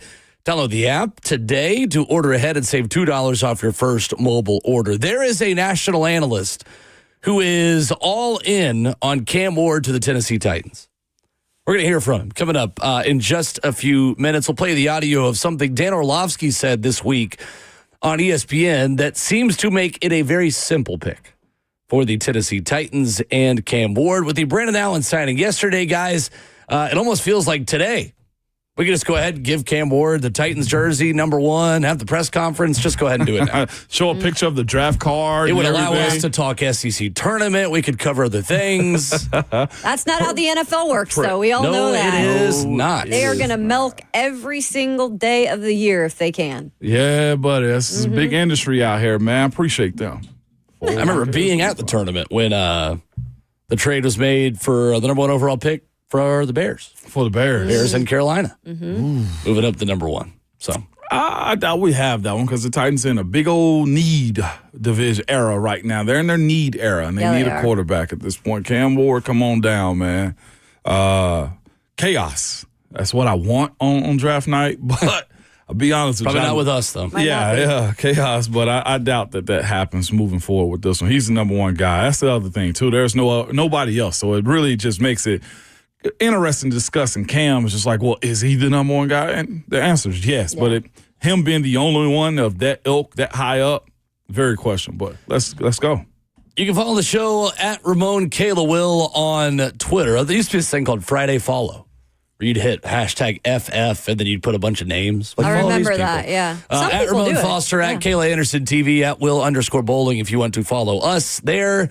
Courtney writes in, says, snipe anyone who calls McNair McNabb.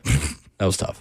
Yeah. I was Steve like, McNabb. uh-oh. Yeah, I thought we was going to snipe him. But, hey, he was just trying to be educated is all that was right there. Matt writes in, says, you can always cheer for a player, to the point our last caller made that NIL has ruined college sports. Nah. And says, you can always cheer for a player, especially when a player leaves your team and hits a game winner against your team twice. There you go. Matt is a Kentucky fan. Otega Owe doing that last night for the Wildcats. Bubba writes in, says, Cam number 1, Dante Thornton in the 2nd round, another wide receiver in the 3rd. Well, you don't have a 3rd, and I would not take Dante Thornton in the 2nd. Yeah, not the 2nd. He is not a 2nd-round receiver. That's way too early. 4th, maybe, but not in the 2nd. I love all the Vols in the draft. However, not every Vol is an automatic slam dunk in the NFL draft. Dante Thornton, to me, is a day 3 pick. Yeah, he is at that point. Good speed. He definitely said from this past week his phone has been ringing a whole lot more since he ran that 4.3. Yeah, from the combine. So Good on him. He created a lot of value for himself. If you're that big and you run that fast, somebody's going to find a spot for you on the team. It's just that he ain't have enough at the University of Tennessee to warrant him rising that much higher as far as being a second-round pick. I'm rooting for him, though. I am, 100%. I mean, if you really want to take a wide receiver in the third, you could always still trade back. You could. You shouldn't now or because you have Brandon Allen and not, a starting quarterback. You could package up some of those fourth-rounders.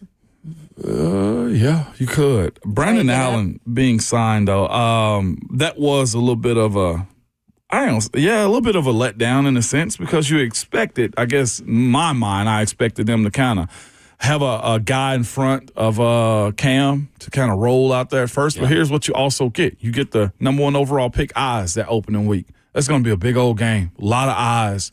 And I want to see if they pit him up against like another young guy in week 1, too. I don't care about eyes. I just want wins. I care about eyes. You need eyes for wins. I don't care about attention. These national people, they're just going to talk Cowboys and NFC East anyway when they talk NFL. I don't need them to care about us. That's very true. And just how can we compare Cam Ward to Kobe Bryant and Michael Jordan? That's all it's going to be on these ESPN shows anyway. Why should I care about that? That's real. I hear you. That's why you listen to shows like us. You'll get the actual analysis. Now, that's the best thing you've said all day. Jesse is in the borough. Up next. Hey, Jesse. Morning. Morning. So I know we don't have a third-round pick, and I think this guy's projected to go in the third. I could be wrong, but how do y'all feel about pairing Xavier Restrepo with Cam Ward, and maybe how would we acquire that pick to make that happen? Sure. Thank you, Jesse. We actually just talked about that a little bit earlier in the show, Ramon. But for people who did not hear your Senior Bowl breakdown of him, what do you like about him or not like about him, and what were his flaws that were showcased at the Senior Bowl? Because I know he did not have his best week there. His game tape is a whole lot better than what his practice competition was at the Senior Bowl. He made a lot of plays at Miami. Now, this was the Senior Bowl, a little bit more eyes, pressure, not his quarterback throwing to him. What I saw from him was he couldn't get open, couldn't shake guys the way you needed him to, the same way he did on his Miami tape. I think he's very much a line of scrimmage, a 15-yard down the field type of guy. He's not a open up the top of the defense wide receiver to me. He's a guy that's going to be a possession guy. He going to run his routes well. He's going to get open. If he can, because he struggled getting open at the Senior Bowl. Is he a third rounder? Potentially, because teams need wide receivers. And his tape, like I said, his scouting tape is a whole lot better than his practice reps were at the weekend. He got stuck to DBs, I felt like, at the Senior Bowl watching him. His ability to get open wasn't good. He's a smaller guy too, 165 about, and he's been playing college ball for a while, but he's only 22. So I know some people call him old, but he's old in the years of playing, but not necessarily his number. And he's had back-to-back 1,000-yard season, one without Cam Ward. Yeah. This last season was obviously his greatest because Cam Ward did elevate him, I feel. But yeah, I don't think he'd be my first pick, but if you maybe took him as a second wide receiver, I'd be all about it. We'll get back to the quarterback discussion in just a minute. I want to hear from Dan Orlovsky in a second. We got Ron Slay coming up at 8:45, Brent Hubbs at 9:20. Question for you guys before we get fully into hoops and get back to quarterbacks in a minute. Is it worth trying to win the SEC tournament for Tennessee if it means a 1 seed and risking health and fatigue at this point? I think it's worth it. I'll be completely honest with you with this one. I think if it meant something to Texas to get those 2 wins, then it definitely means something to Tennessee to go get the tournament too. You're in the spirit of competition as this breaks down, man. And then when it's the best of the best too, getting that last little push for that first time having number 1 seed in the university's history of basketball is worth it to me. This time around specifically because you got the double bye also. Yeah. It's 2 games to get to it, or 3. Yeah, it's always hard to know what a coach is thinking in terms of this type of thing. I think you just have to go play your best basketball. If you win it, you win it. But I don't think you should ever go into any of these games like, we need rest, right? I just don't see any team doing that. Some teams, though, have more momentum in this moment than others. Texas certainly has a lot of momentum right now. Tennessee will beat Texas by 15-plus points today. Book it. They're tired? Book it. I don't think they're motivated. I think they're tired. I think they're motivated. I think it's a third game in 3 days. And I think their time will run out quickly. I was talking to Ben McKee yesterday, Go Vols 247, and I asked him, like, so what's kind of the vibe? Like, where do you feel like this team is? I get the sense that Tennessee, and those players took it personally how badly they lost to Mississippi State in the SEC tournament last year. The vibe I get around that program, around Tennessee's program, is they want to send a message, and they are extremely motivated. Good for them. I do not think they are coming here to just tune up and have 70% effort glorified preseason for the NCAA tournament. They want to come here and they want to win. And hearing from the players and coaches, it does feel like they are really motivated. I think that's the right way to proceed. I think this is a team that needs to get in a groove and needs to get hot and needs to see the ball go in the basket because they rely a lot on jump shots and tough twos and contested threes. And if you go into the NCAA tournament coming off of a 4 for 27 3-point shooting performance, we're not going to feel great about it. They need to see the ball go in the net and get hot. Their guards shooting the way Auburn did when they made their Final Four run in 2019. Because this is a backcourt-loaded, veteran, guard-driven team. And so they need to be feeling confident going into the NCAA tournament. And that's the other thing. Will, you asked, are they worthy of a number one pick, too, if they do win this tournament? Yes. And I would say, yeah. I mean, the SEC tournament means something. I think even more than other tournaments. So. Well, yeah, I just think it's like a round robin, Joe Lenardi said, between them, Alabama, and Florida. And whoever makes it farthest is going to get the last one seed. Makes sense. Cody on Twitter says, had to turn you guys off. Tired of the Scam Ward Love Fest. Ooh. I'll tune back in a couple hours. Okay, Cody. Appreciate you, Cody. Well, Cody, I don't think we're all I have been, in love with Cam Ward. I am, and I've been from the beginning. I'm not going to apologize for that. But you guys haven't been exactly on Cam Ward. You've had your differing opinions. I know that we've split the gap well because I have been accused of never watching football or any of their film. Right. Because I hate Cam Ward so much, and now being accused of loving him too much, so we have properly done our jobs. Congratulations to us. Cody, thank you for the confirmation. That's what we do on this show. Cody. Once you get criticized on both sides of an opinion, that's when you know. That's when you've split the gap. Coming up next, Dan Orlovsky really wants the Titans to draft Cam Ward. We'll tell you what he said next.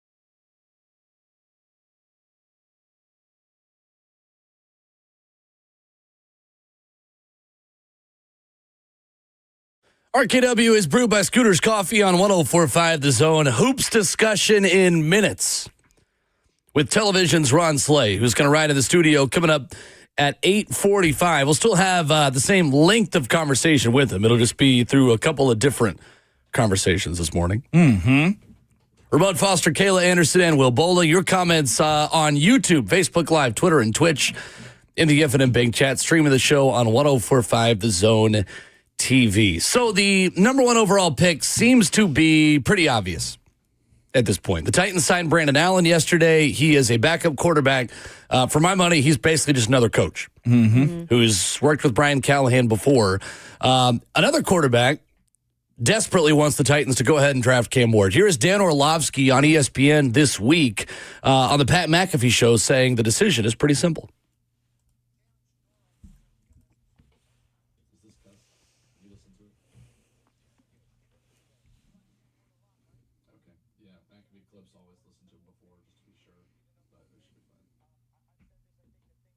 Me more about Cam Ward than I anticipated was how well he throws the ball from the pocket. I mean, there are so many examples where that ball, he hits his back foot on the ground and that thing jumps out of his hand, and it's an absolute rip.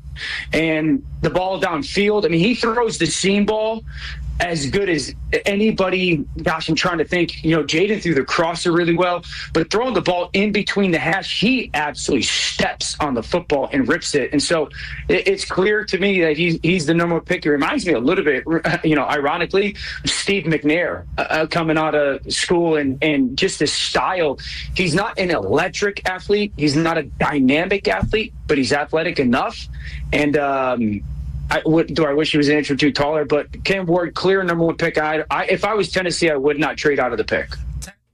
So the Cam Ward hive is growing, guys. Do you think that is a fair assessment and fair comparison, the Steve McNair one from Dan Orlovsky? I think it's tough to make that comparison, and I know he's probably not thinking, oh, yeah, I'm going to just make this comparison to stir up, fans in Tennessee.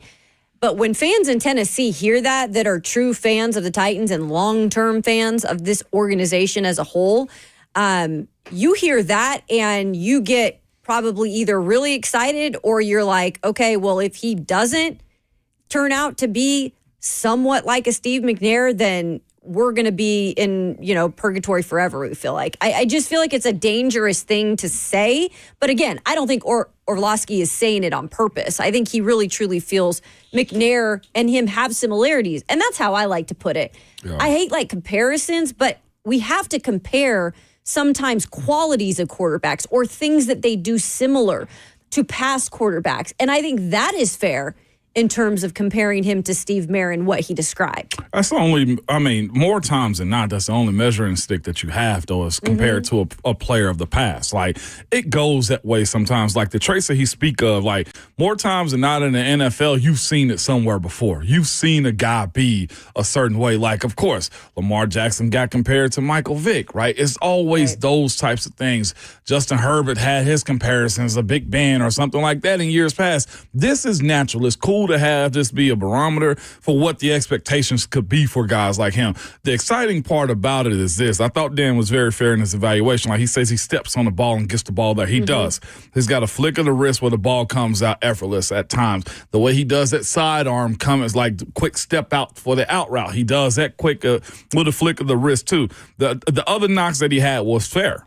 Right? Everybody has their deficiency. I do wish he was a little taller. I do wish he was a little bit faster. Those are the things that when you look at those types of situations, those are the things that if you're trying to compare how dynamic a person can be, Kyler Murray doesn't have the height, but he got the speed. Yeah. Right? It's always something that you got to find that makes him more human. And I think that's what Dan did as it pertains to judging what Cam Ward is. Not trading out of it comes down to the value.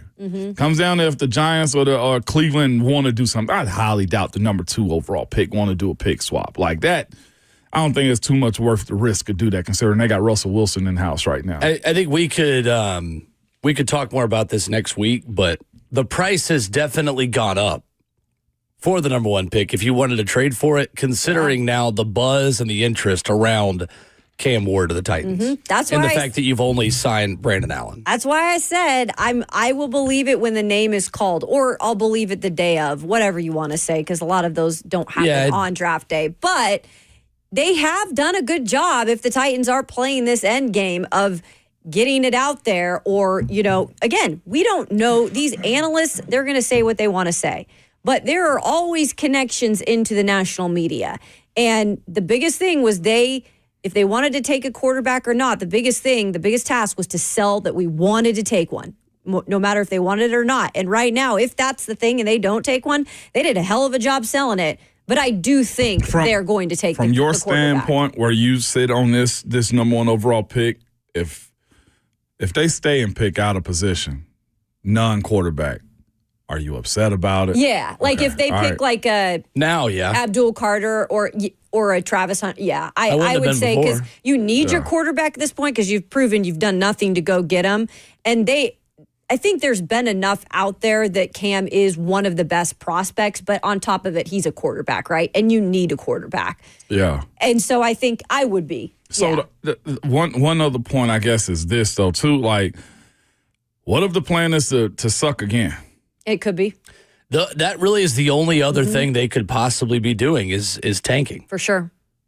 You like can't an entire completely wipe season, that out. Right? I know, that's what I'm saying. Yeah. Throw Will Levis back out there. Brandon Allen's his backup.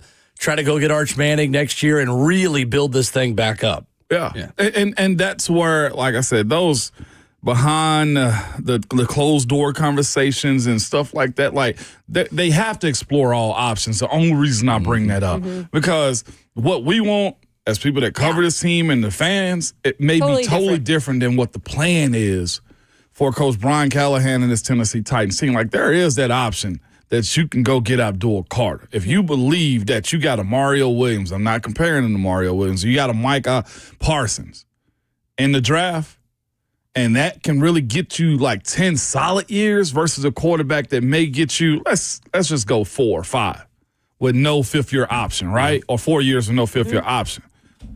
To D's point, like, was it worth it?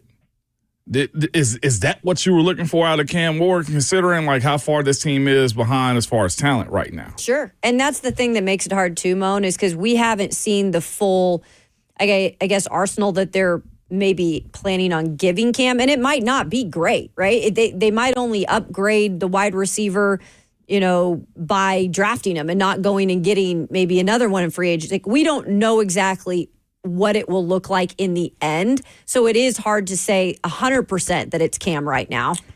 And that's why I do believe there are still options that they can have leading up to the draft. Brian in our chat said they're setting Callie up to fail, in his opinion. I'd hate if that was the case. I really would. Yeah, I would hope it would not ever be intentional. I never would think it would be. They gave him a good offensive line. They did. It's not like absolutely. It's not like Brian Callahan is like on the beach while the front office puts the team together. That's 100%. I think he's a part of the conversation. Sure. Now, he doesn't have final say the way Andy Reid does, but like, there's no head coach in the NFL who just has no input whatsoever into who gets picked. Like it. Yeah, in his heart of hearts, in his heart of hearts, would he tell you he'd probably like to have Sam Darnold? Yeah, probably. I mean, that would have been his best chance to be successful in 2025 and save his job, especially when the GM that helped bring him in just got fired. But I don't know if they're totally setting him up to fail. Like, Brian Callahan could have done a better job last season to not put himself in this position, but he played Traylon Burks early in the season, didn't play NWI. Right. He miscast Will Levis and tried to fit him into what he wanted the quarterback to be instead of fitting Will Levis's strengths early in the season.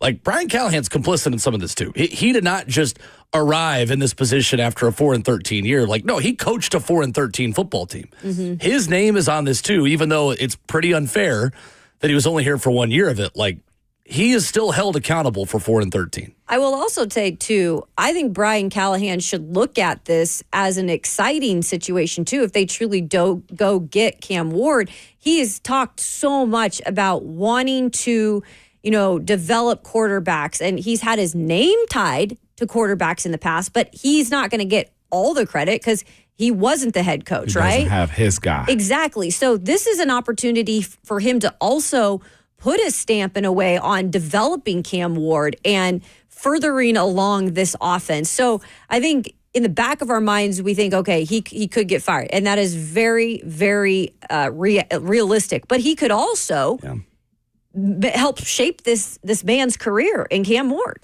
He could. I mean, I'm on the Cam Ward train at this point, considering the other options they have, namely Will Levis. I would rather watch Cam Ward play quarterback for the Tennessee Titans than Will Levis. And I've liked Cam Ward this whole time. I'm just not in love with him. Right. I think he's fine. I don't think he is one of the... Is that worthy of the number of overall pick? He's fine. I do. Okay. I do. I think there are 4 players who, through this process at this beginning, were worthy of it. I think the more we learn about the way these teams evaluate the players, I think there are 3 players that are really worthy of the number 1 pick.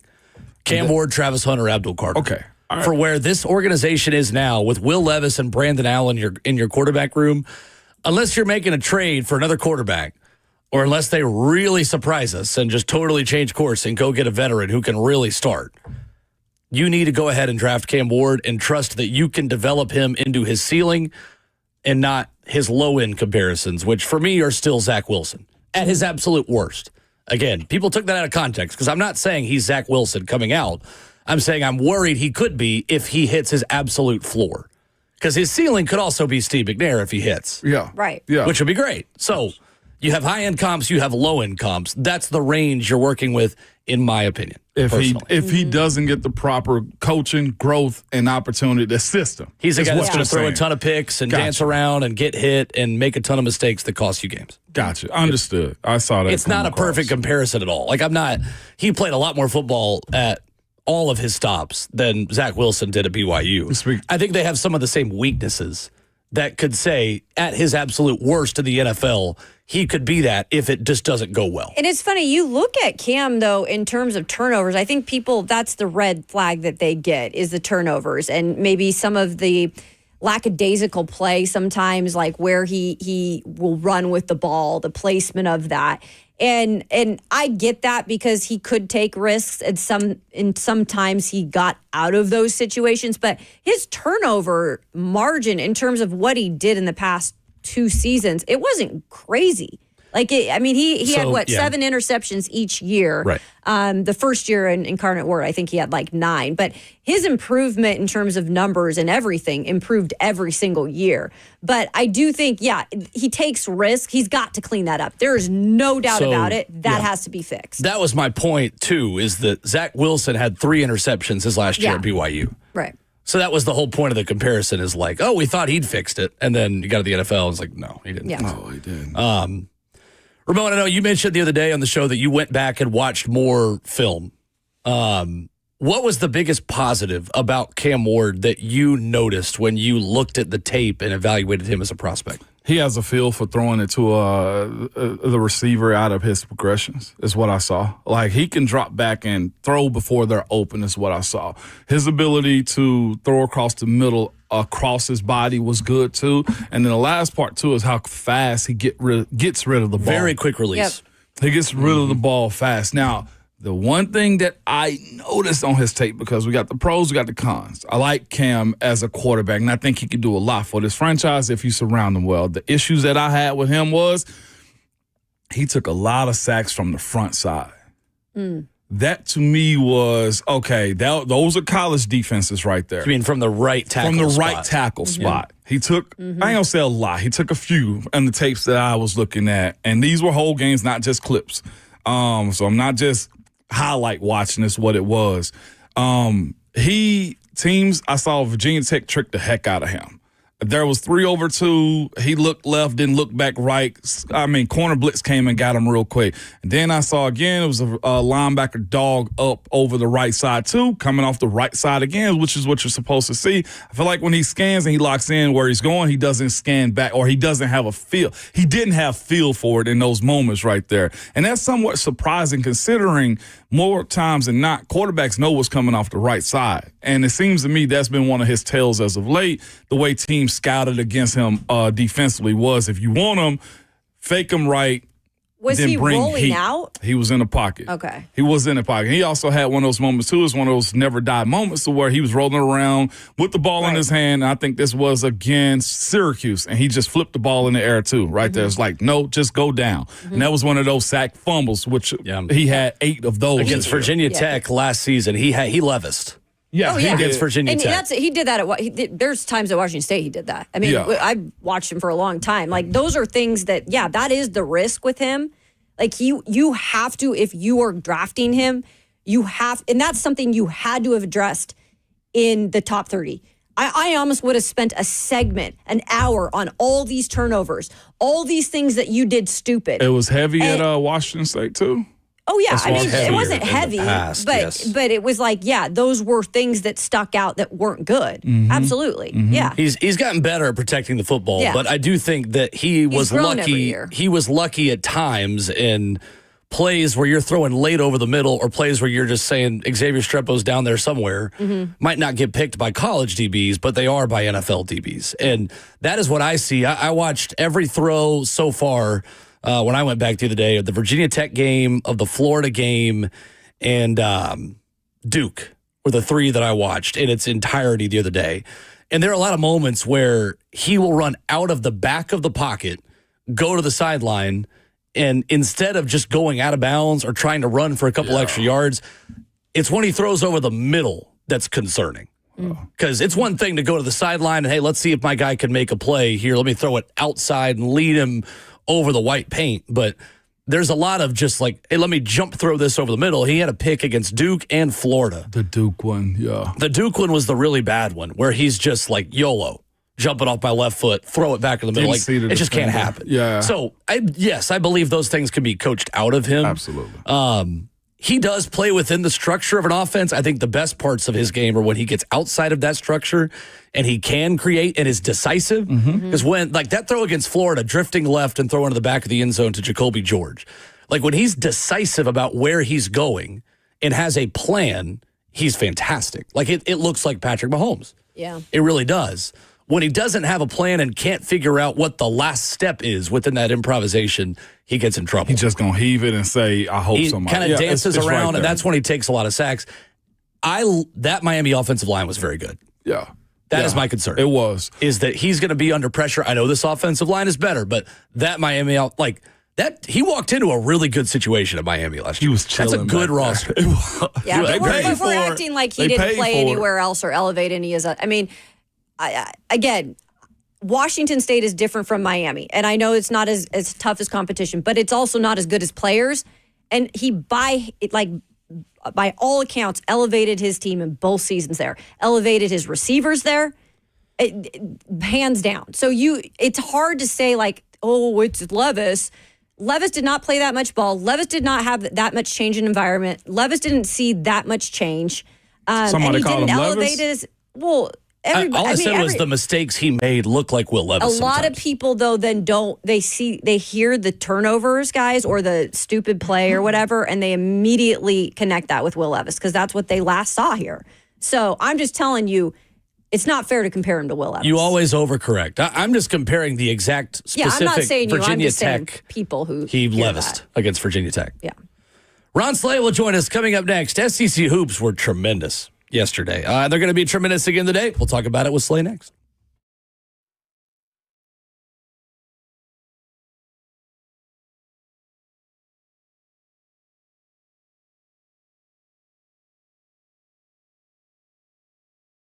It's Ramon Foster for United Structural Systems. Good people, if you need foundation repair or waterproofing, man, USS is the company you can go to. You can listen to me, you can listen to one of these reviews that have come up, man. And it says, I recently had to undergo a complete foundation overhaul, which was no small project. Thankfully, they chose United Structural Systems, and they couldn't be more pleased with the experience. The crew was phenomenal from start to finish. They continued to say, these gentlemen were not only highly professional, but also punctual punctual, meticulous, and incredibly respectful of my property, treating it as if it was their own property. They maintain a clean and organized work environment throughout the process, which they truly appreciate given the scale of the project. Listen to me. They have given a incredible endorsement to USS, who are some of the best in the state, if not the best in the state, as it comes to foundation repair or waterproofing. If you have any of those issues around your home, don't hesitate to reach out to the company that I and so many trust at USSTN.com. That's USSTN.com,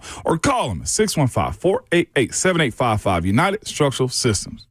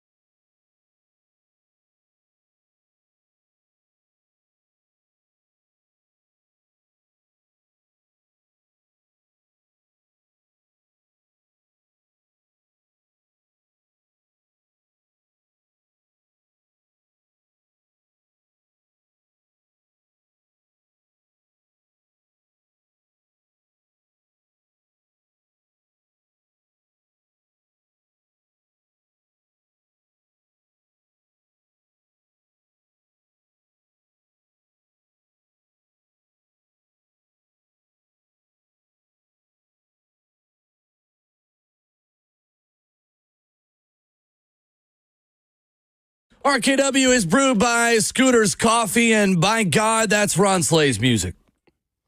Joining us momentarily when he decides to grace us with his presence as we are now joined by television's Ron Slay, live and in person in studio. SEC Tournament quarterfinals, full crew here. Ramon Foster, Kayla Anderson, and Will Bowling. Ramon's got to get all of his stuff out of Slay's seat. He was cleaning. The shakers, the Bill Dance hat. Cleaning up. How are you alive? I know, like, that you was have my been question. on television so much recently. Is that straight gin and juice? That's what I'd be It might as drinking. well be. I don't even know. I don't even know what that work, That's what KK. I'd be drinking. You got a full work day. I know I'm gonna you be real. can. I know we're working, but Hey, you know. man. Woo-wee. Serious. I'm Sipping on telling you. gin and juice. This is all adrenaline right here with you. I thought for sure, I was just like, man, I know, like, my dog Tigers, like, you having fun, You having a blast. but you the last one to close the doors. That's what people don't understand. You were the first in and you were the That's last what they don't out. understand. Like, it may be 4 workers that's in there after us. I'm talking about to the point, like, they already finished cleaning up the stands when we leave.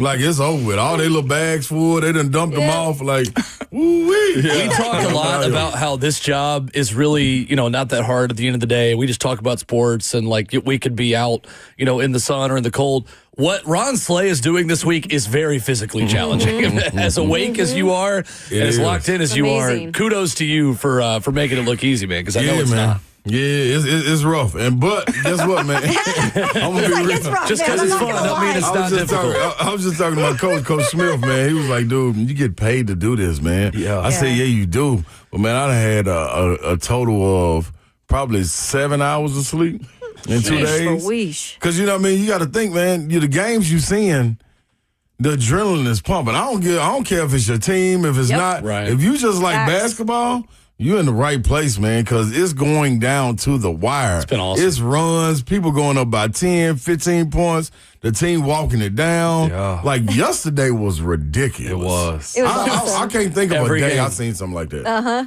5 points was, I think 5.8 or something like that.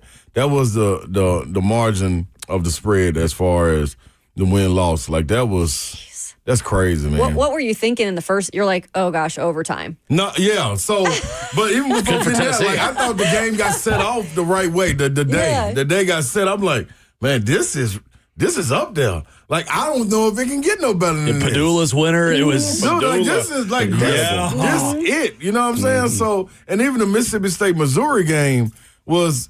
The score is not an indication of how the game went. It was much closer than that. Sure. It was. Man, you know what I mean? And then you got double overtimes, you know what I mean? And then you end with, like, my left ear is still ringing. I'm Big Blue Nation.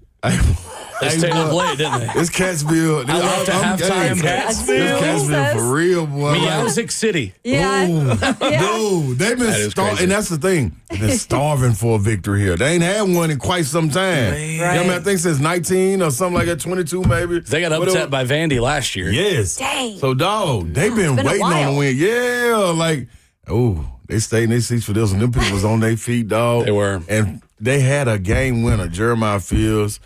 Just like I'm talking about Trey Johnson. Like, Oklahoma, they need to be on the big stage because this 17, 18-year-old, that boy can play. He's so good. That Man.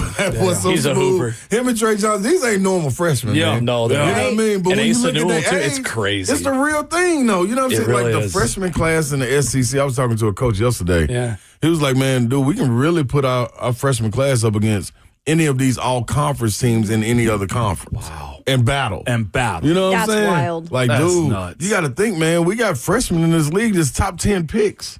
No ifs, ands, or buts about it. So, man, it's That's what we good spoke to watch, on the man. first day. Like, you talk about, like, the quality of the matchups. Like, you want to come see Georgia. Yes. Georgia got a first rounder. Dude, You want to come see South Carolina. South Carolina got high Bulls came through. And that was, but then you also have a guy in Ole Miss, the game winner. Yeah, What's his Padula, name? Sean Padula. Yep. Like him. Like, come for that. Come for all Malik of that. Diaz showed out in his hometown. Man, yesterday, Malik too. came to play in his Played hometown. well. I'm telling you, I walked down on the court to do an example of what Jonas Adu, who, by the way, was killing. He was. This tournament. His moves, and Malik was right there, walked up on me. He was like, hey, man, I ain't losing this first game in my hometown. I said, ooh. That's good. That's what I've been looking for. No. That's the kind of response I want. Yeah.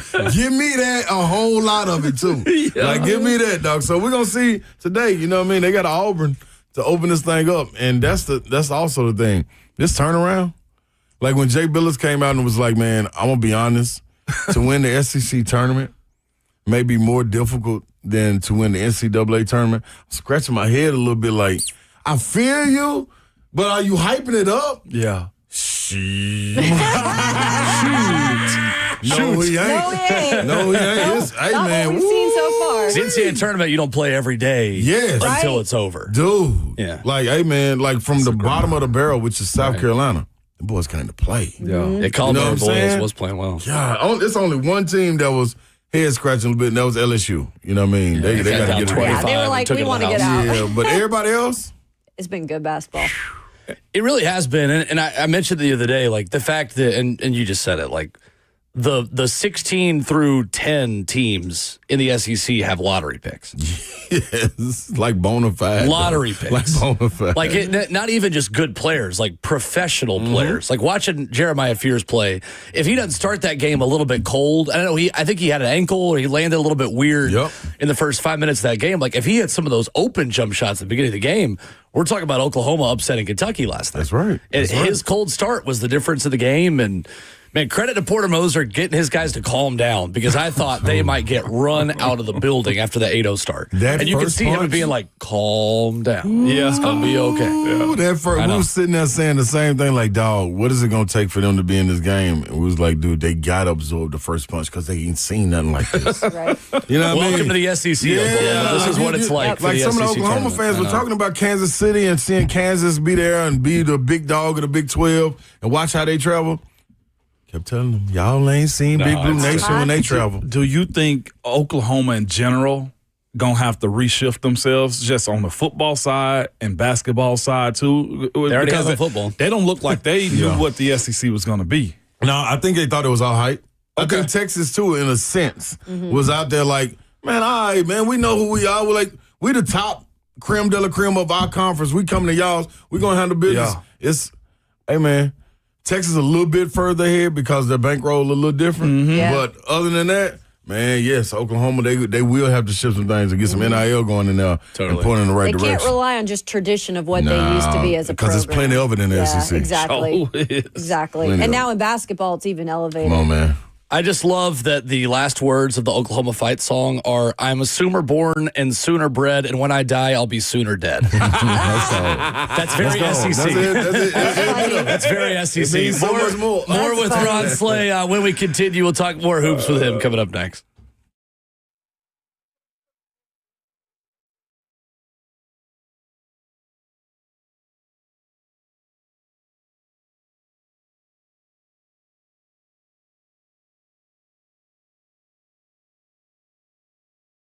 Hey, it's Will Bowling, and I want to tell you about my friends at Nolensville Road Auto Mart. If you see in the words buy here, pay here while you're looking for cars, maybe you are looking somewhere else. But I'm here to tell you, there is a place that you can go and trust, and that's my friends at Nolensville Road Auto Mart. They've been doing business in Nashville for 61 years. I'm a Nashville native. They're Nashville natives. I love working with people that know this community, who are from this community, and they only sell clean title cars under $12,000. So if you're new to town, you need a place to trust in the market, in the area, they are the place to go. Maybe you just need that first car for the 16-year-old in your family. They can certainly do that as well. The Google reviews, excellent. When you check out Nolensville Road Auto Mart online, give them a call, 615-242-1279, the one location on Nolensville Road, close to Thompson Lane. They'll get you in and out in an hour or less. And the best part, they're the oldest buy here, pay here in Nashville. 615-242-1279. Flexibility, transparency, and honesty. That's why I recommend Nolensville Road Auto Mart. Give them a call, 615-242-1279.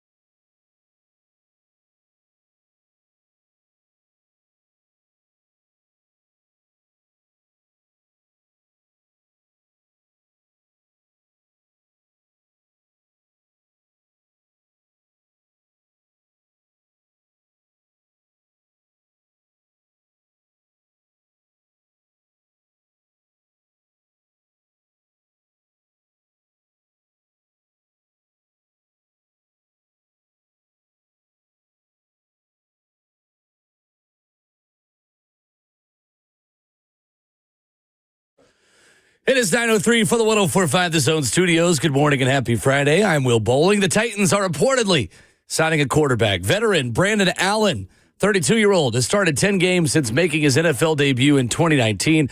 Most recently, a start for San Francisco last season. Titans coach Brian Callahan, he spent 3 years with Allen in Cincinnati. In that time, Allen made 6 starts. He had 7 touchdowns, 4 picks. The Bengals went 1-5 in those 6 games. Late last night, if you missed it, on the hardwood, Otega Oweh takes down his former team, Oklahoma, again as Kentucky beats the Oklahoma Sooners 85-84. He finishes with 27 points. So the SEC tournament quarterfinals are set right here on the Zone. You'll get Tennessee versus Texas, tip-off approximately 2:30. Texas gets there with a 94-89 double OT win against Texas A&M yesterday. Ole Miss topped Arkansas 83-80. They will start today with Auburn at noon. And then in the later session, you get Missouri, Florida, followed by Kentucky and Alabama. For all your foundation repair and your waterproofing needs, you need to visit USSTN.com. Breaking news at once on your home for the Titans and Vols. This is 104.5 The Zone.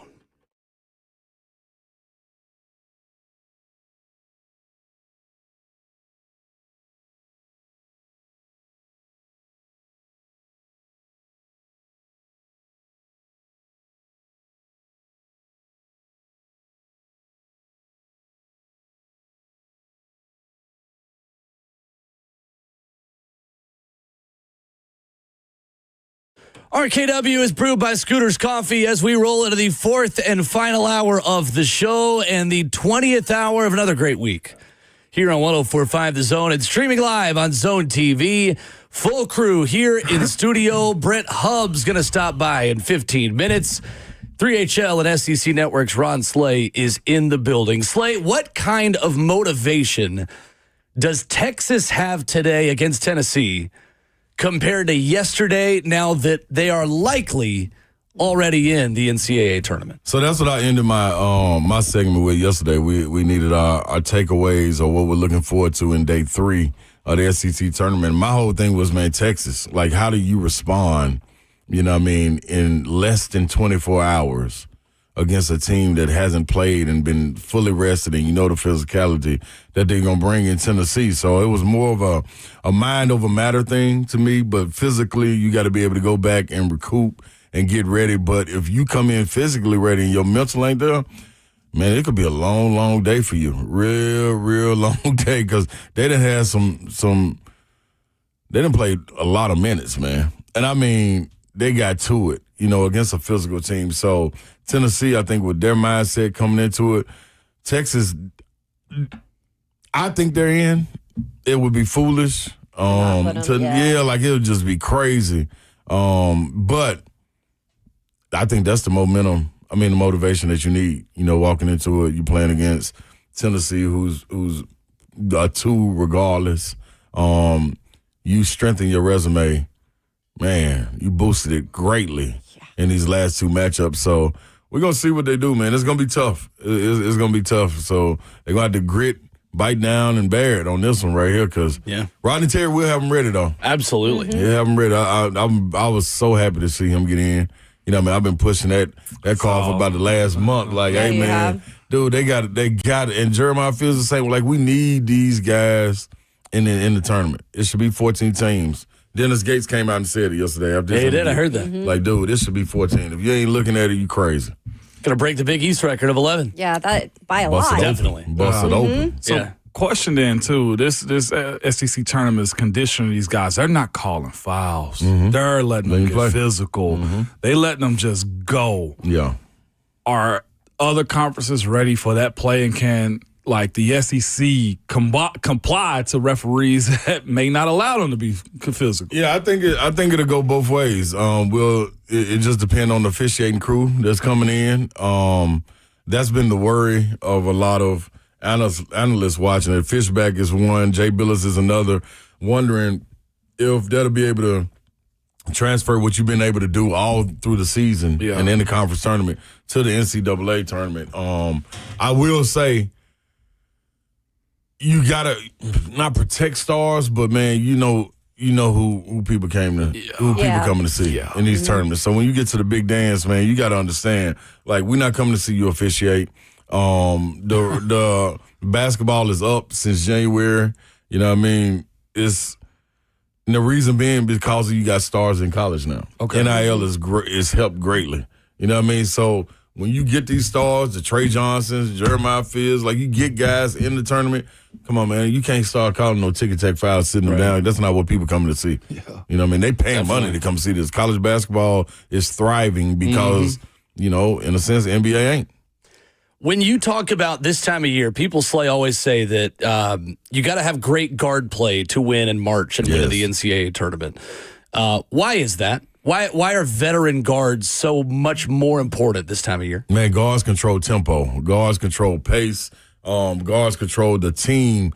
And understanding that, man, a guard can take over the game because they have the ball in their hand all the time. They don't have to wait on anybody as far as to bring them the ball or set a play up. They're defending the ball when it comes in, and they're guiding the ball when it comes in. Ain't no ifs, ands, or buts. A dominant big man still has to be fed by someone, whether that be the wing, a high-low from the other post, but you need somebody else for you to be able to get your rocks off. You know what I'm saying? For you to go get your average, you got to go be able to do that. Defensively, that's where the bigs come in. Being able to defend the basket and finish defensive possessions with the rebound, that's why you need a big. But a guards win tournament because when the ball is 10 seconds left and you got to get a play and people got to get in the positions that they need to be in, it's up to the guard. Like, we ain't got time for the coach to be like, hey, go right here. No, that's an extension of them. The guard is the extension of the coach. You got to know where everybody is. You got to go and make a play, whether it's for yourself or somebody else. I was looking at the lineup for today. Good lineup, but we start with Auburn and Ole Miss. On the note of Auburn, when you drop 2 at the end of the regular season and you get in this tournament and you obviously don't need to win it, they're a 1 seed, but how much do you have to, I guess, win in this tournament to get that confidence back as a team? Yeah, I think it's needed. I don't think you have to because we saw what happened last year with Tennessee and Alabama going on their run. But I think when you had the opportunity to listen to Coach Pearl yesterday, his team's coming in a different motivation this year too. With those drops, they want to win the tournament. There's no. That's the thing. Like, it's only been one coach, Coach Kyle, that came out and said, this tournament really don't matter. Right. But he was stomping on the sideline telling guys what they need to do. But it is what it is. But you look at Dennis Gates. Todd Golden came on and spoke yesterday. Nate Oates came on and spoke late last night. Bruce Pearl, the same thing. All of them saying, we want to win this tournament. Yeah. Especially when you have the opportunity to have that double bye. Because you seen they done had to play 2 days before you. Hard games. Like, you got an advantage. You know what I'm saying? So, yeah, Auburn, the way they left off, they want to win the tournament. They're looking at sweeping things. You know what I mean? So the same way we're talking about Tennessee, they're coming in with a different focus. Bruce Pearl and his crew is too. That'll be some good games. Oh, my goodness. How motivated is this Tennessee group, Slay, to right the wrongs of their one-and-done trip in the SEC tournament last year? Yeah, it's huge. It's at the forefront for them. And I think, a lot of that is because of the way it went last year. And then you finish up this year and you almost wasn't in contention for regular season. Nationally, you look good. You know what I mean? As far as standing in the top 5, top 10 for sure. But you wasn't in that conversation like it was last year when it was you, South Carolina, Alabama, Auburn, all vying for a spot. It was Auburn, Alabama, and Florida. Florida came on late. But that's where it all came down to. So I think with Zakai and Meshack, those are the ones that's going to lead this group and say, all right, y'all, come on. We need to win this. We want to go out winners. It's okay to be able to say we made it to, if you get to the Final Four, that's a bigger championship, but of course. But you want to leave, you always remember how you end. You know what I mean? And for SEC play, this will be how you're remembered. You got guys that been tabbed All-Americans with Zakai Ziegler and Chaz Lanier. Like, that right there says a lot. Well, go out there and show it. You got to go out there and show it. And I think this is a different bunch, man. This is a motivated bunch, and they should be able to go out and improve on this. Not just that, but, Chaz Lanier has an opportunity to get his get back from the Vandy missed free throws. You got to feel like that has to be on his mind. Yeah, and I'm going to be real. I think he shifted in the last probably 4 or 5 games. Okay. Like, he's figured it out that, okay, I I need to go and get busy. Yeah, it's time to get busy. And I think you got to give credit to Zakai, too. Zakai chasing that assist record. Kind of like, hey, man, if I'm going to go get these assists, you got to shoot. You know what I mean? You go get this 3-point record. I'm going to go get this assist record. We go hand in hand on this one. You know what I mean? Yeah, it's going to be fine. So I had the opportunity to chat with him yesterday, man, and was like, so All-American status, huh? You know what I mean? Big old smile, you know what I mean? I was like, well, you know what you got to do, don't you?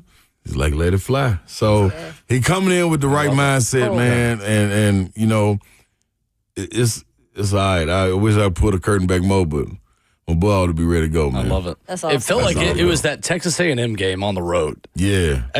I think he had that drive because he was lights out in the first half of that game. But it was the left-handed dunk he had. I was like, oh, hold on a minute. Oh, yeah. He bodied it. Yeah, he caught a body. That was almost the moment to be of like, oh. Yeah. Okay. Like and he started implementing more of a shot fake, and there's the mid-range game to it. It's not just one trick. Hey, let me catch and shoot. It's I can drive on you. I can shot fake and hit a 15-footer.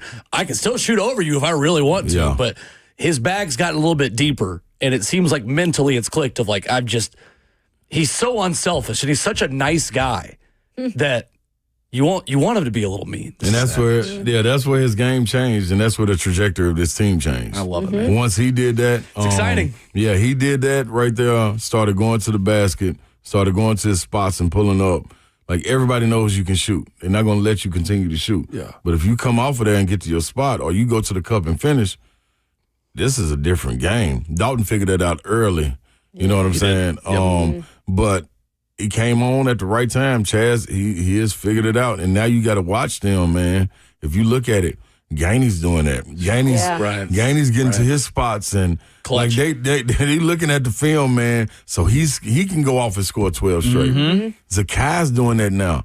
He can go off and score 15, you know what I mean, in a half. Right. Chaz is doing that in bunches. So imagine, dog, when it all clicks and they all do that and catch a wave. All right. They can win the whole thing. All Right? Ron Slade joining us this morning. You'll see him on your television today at SEC Network. Appreciate you as always, man. Enjoy it. No doubt, baby. Not a coffee guy, Slade, but we'll get you some Scooters hot chocolate to give you some sugar for the day. Coming up, we continue the Vols discussion. Brent Hubbs of VolQuest joins us after this.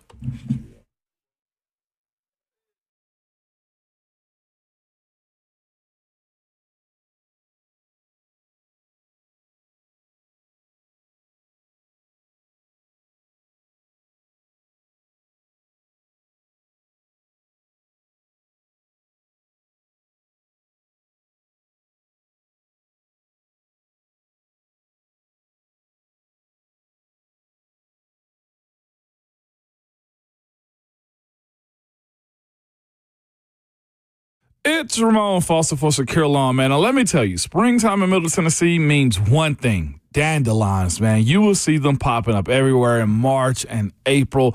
But you know who's got the solution? Secure Lawn, man. They offer a comprehensive 7-series program designed to promote the health and vitality of both your lawn and trees and shrubs, man. They specialized programs ensure year-round utilizing industry-leading techniques and premium treatments tailored to specific needs of each landscape, man. To further enhance expertise, Secure Lawn has partnered with Abner Intel, man, or incorporating the knowledge and skill and professional arborists and plant pathologists into their team. I am also a Secure Lawn customer, y'all. Trust me, they are good at what they do. My grass looks good. I can't wait till that first cut so we can see that going on. Plus, the flea and tick program, it kicks off in April, too. And when the humidity levels start rising into May, that's typically when turf disease season start, man. You know what? Secure Lawn has a solution for turf disease control, too. Secure Lawn is always thinking ahead so you can have a healthy, picture-perfect lawn year-round. Call Secure Lawn today at 615-893-8455 or go online at securelawn.com.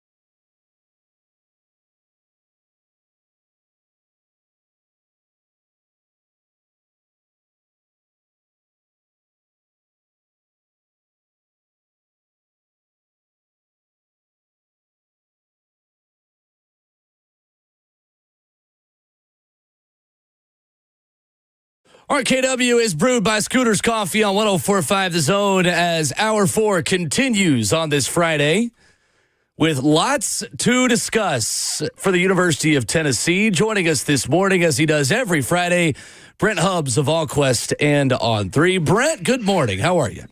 I'm doing outstanding. Hope you guys are doing good. It's like brunch time now for us. It is. I apologize for having to alter the schedule this morning, but I'm glad to be with you guys. Hope everybody's well. That is quite all right. Hey, we sold it as we get the luxury of like the first Tennessee practice report from today, Brent, because I honestly couldn't decide. Do I start basketball? Do we start with football? Right. Let's just start with what you watched most recently. What has stood out from spring practice, Brent, and just your biggest early takeaways about this Tennessee football team right now?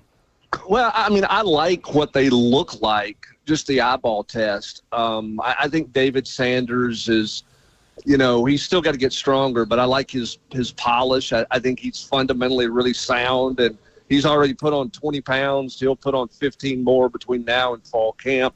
I think he's done nothing to tell you that he can't help you right away. I think the receiver position, which everybody has their eyes on, Braylon Staley is a guy for me that's kind of stood out. I like him because he catches the ball with his hands.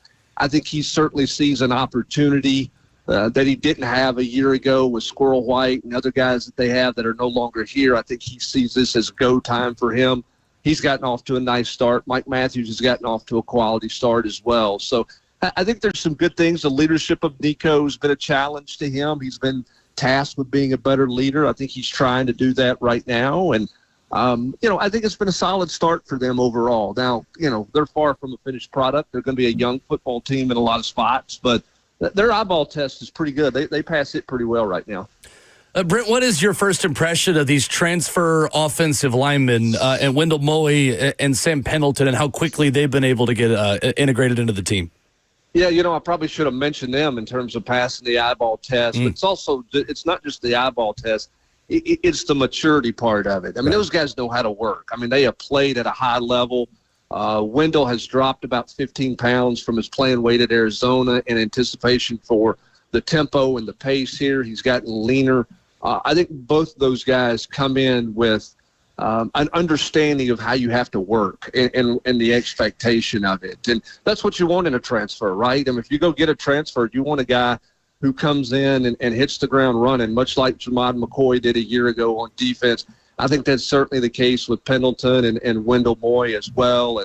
And, Pendleton was a great interview the other day, just a throwback type player. Yeah. That I think is going to be a great fit for Tennessee. I mean, both those guys should be the plug-and-play guards. And I'm not saying that they don't have some competition at guard, but just in talking to them and watching them work and move, I mean, to me, it's a no-brainer that they both step in and are starting guards for Tennessee this fall. Brent Hubbs, AllQuest and On3 with us this morning. Hubbs, man, you mentioned those 15 to 20 and 30 pounds these guys are adding. This is why moms see their kids or see their boys after they get on campus like, where's my baby? 20 pounds of muscle, like that's a different human being going home to mom on spring break, Hubbs. Oh, there's no question. And it's one of those things where it's a different type, no offense to you, but it's a different type 20 pounds than what you guys put on back in the day when you were running Taco Bell and you were adding Rocky Top. Yeah. Gus's.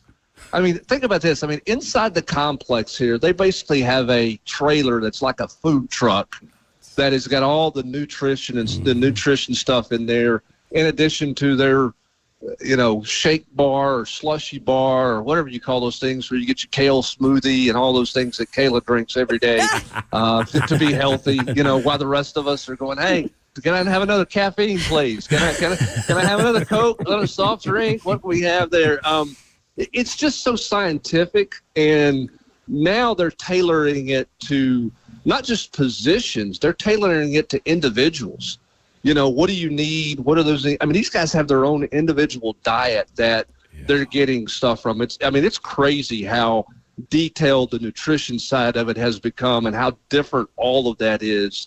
And you're seeing it. You're seeing guys. I mean, DeJuan Morris has put on 16 pounds since he's been here in January. And I mean, and it's not bad weight, right? I mean, it's just one of those deals where it's a year-round process, and if you're a high school player, I'm not a big advocate of, hey, miss your senior year, the second part of your senior year. But if you're going to play at this level and you can get somewhere midterm, man, it pays huge dividends to get there midterm. You see it with Morris. You're seeing it with David Sanders. I mean, where's David Sanders if he's still in Charlotte right now versus the 20 pounds he's put on in this program here? Vastly different. And, there's a huge benefit to being a midterm guy. No doubt about it. No doubt about it, man. See, this is where those little small guys get to spring and want to start wrestling at practice and in the locker room and stuff because now they feel big, Hubbs. I hadn't seen that a time or two. With that being said, though, William Satterwhite, man, I am pleased to see that you say nobody's asking respectfully where Cooper Mays is. How's this been the start for the young fella at center so far?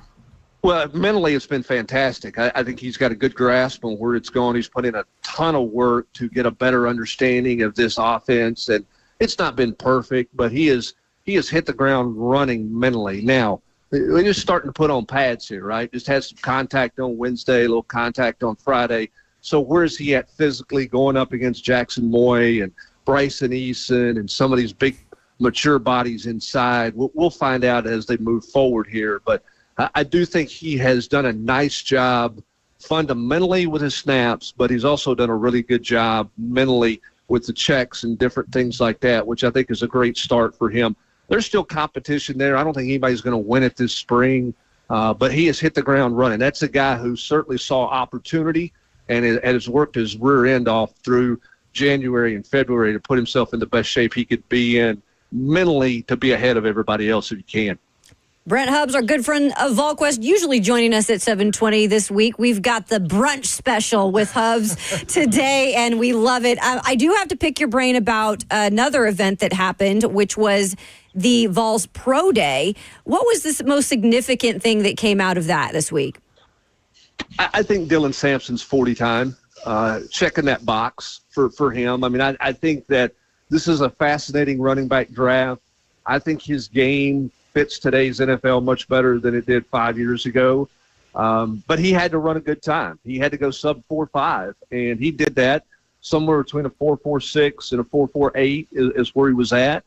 And I think that, checking that box off helps, with his stock and gets him into some individual workouts and all those types of things. He really helped himself, I think, at the combine with all of his interviews and the maturity that he showed and his leadership skills. And I think everybody wants to see, was he fast enough? And I think he won the day from that standpoint. I think Thornton did a solid job and, those types of things. But in terms of who won the day, who had the best day, the most important thing, it was that, Ramon Foster 4.6 40 time that knocked it out. Hell yeah, Hubbs. Because he had to hit the mark. I mean, anything over a 4.4, or a 4.5 for him was going to be a bad day. He did exactly what he needed to do. From a former Vol running back to the current running back room, what has been maybe the greatest improvement you've seen from a guy like Deshaun Bishop in the past couple of years, and what have you seen early on from them in the spring practices?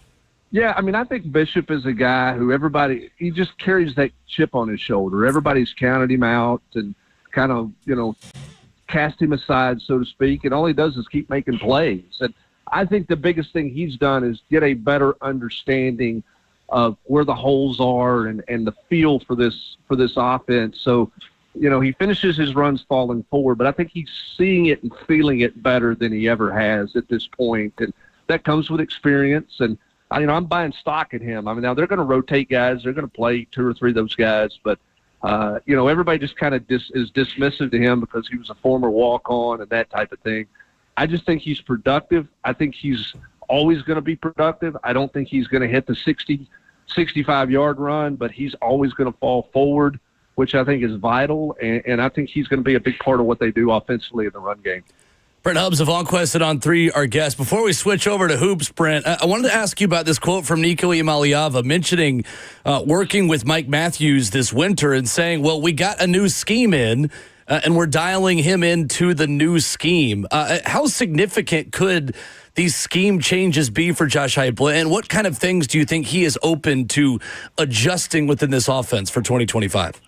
Well, they're probably going to Wishbone, right? Oh, perfect. Let's throw the bone in there. No, I mean, the thing about Josh Heupel is he's very protective of his offensive system. Okay, he's very secretive about it.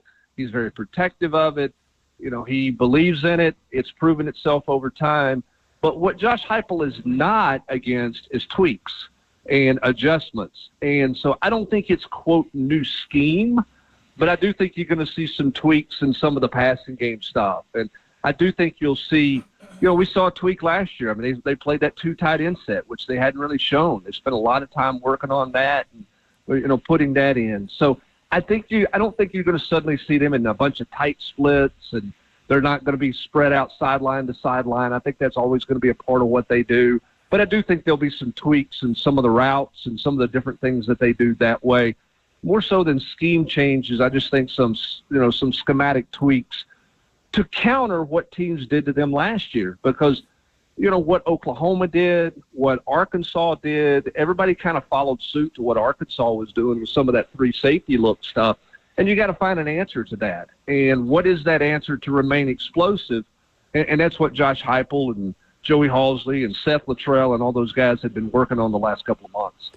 So, Brent, we just got done talking with Ron Slay about a Tennessee basketball team who maybe feels like they didn't put their best foot forward last year in the SEC tournament and is not super thrilled about it. As we transition to basketball and look ahead of this weekend at Tennessee, Texas today, just how motivated is this Tennessee program to maybe right the wrongs of last year's SEC tournament performance and really try to win this thing this weekend?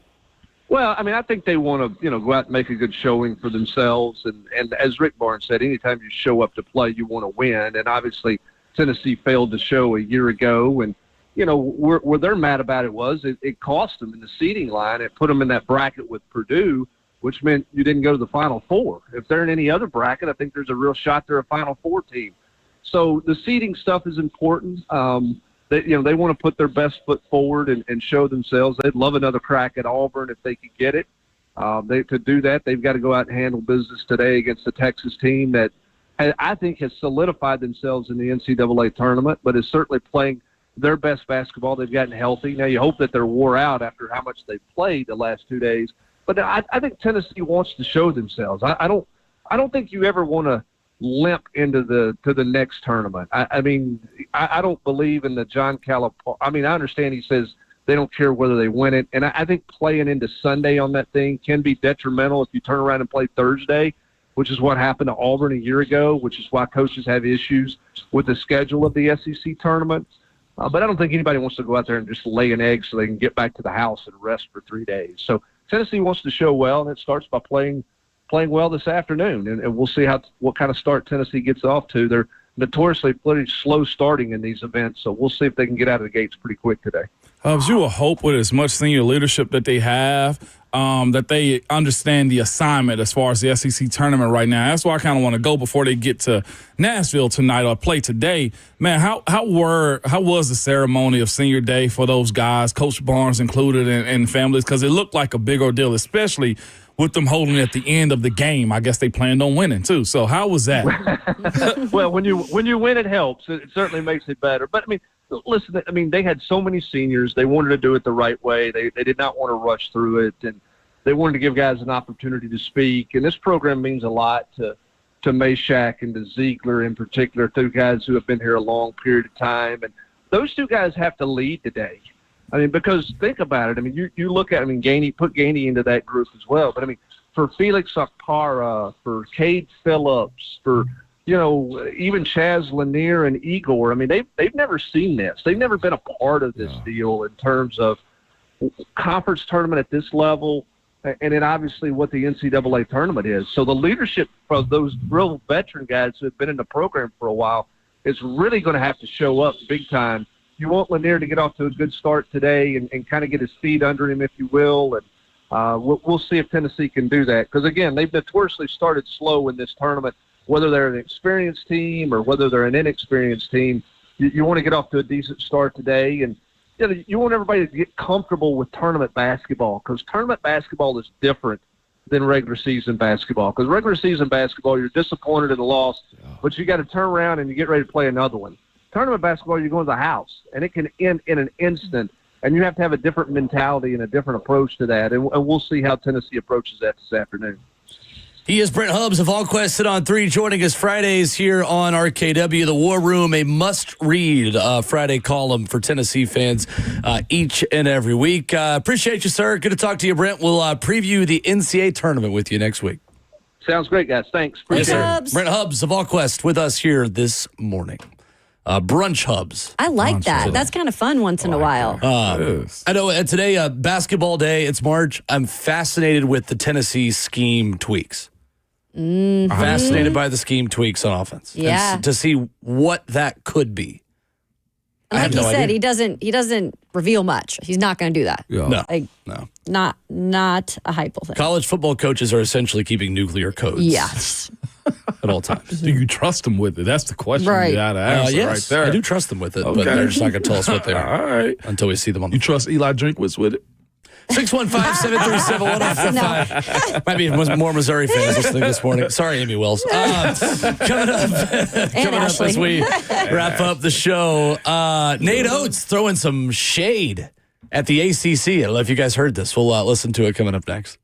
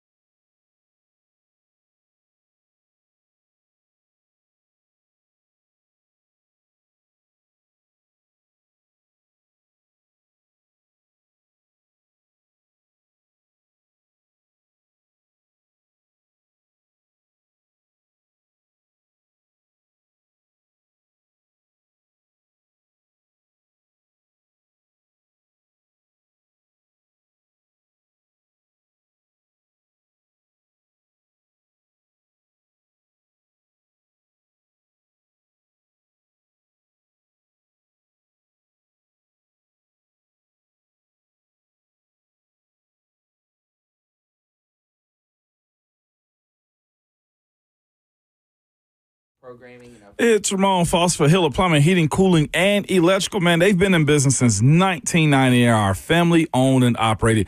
Jimmy Hiller was recently named amongst the most admired CEOs because of the way he truly cares for his team and his clients. They also take care of the customer on every job, every time, and they stand by their work, so much so that they guarantee 100% satisfaction because their slogan is, happy you will be or the service is free. If a customer isn't pleased with their work, they will make it right, man. They always send a professional, experienced, trustworthy technicians to come into your home and leave it cleaner and better than they found it. Part I love about them is this, man, the true transparency pricing. It means this. Every part of the job is told to you up front. So homeowners understand what they're paying for and why. There will be no hidden fees, no added costs, no surprises when you get your bill. No trickeration with Hiller, man. So if you want to book them for heating, plumbing, cooling, or electrical, man, reach out to them at happyhiller.com.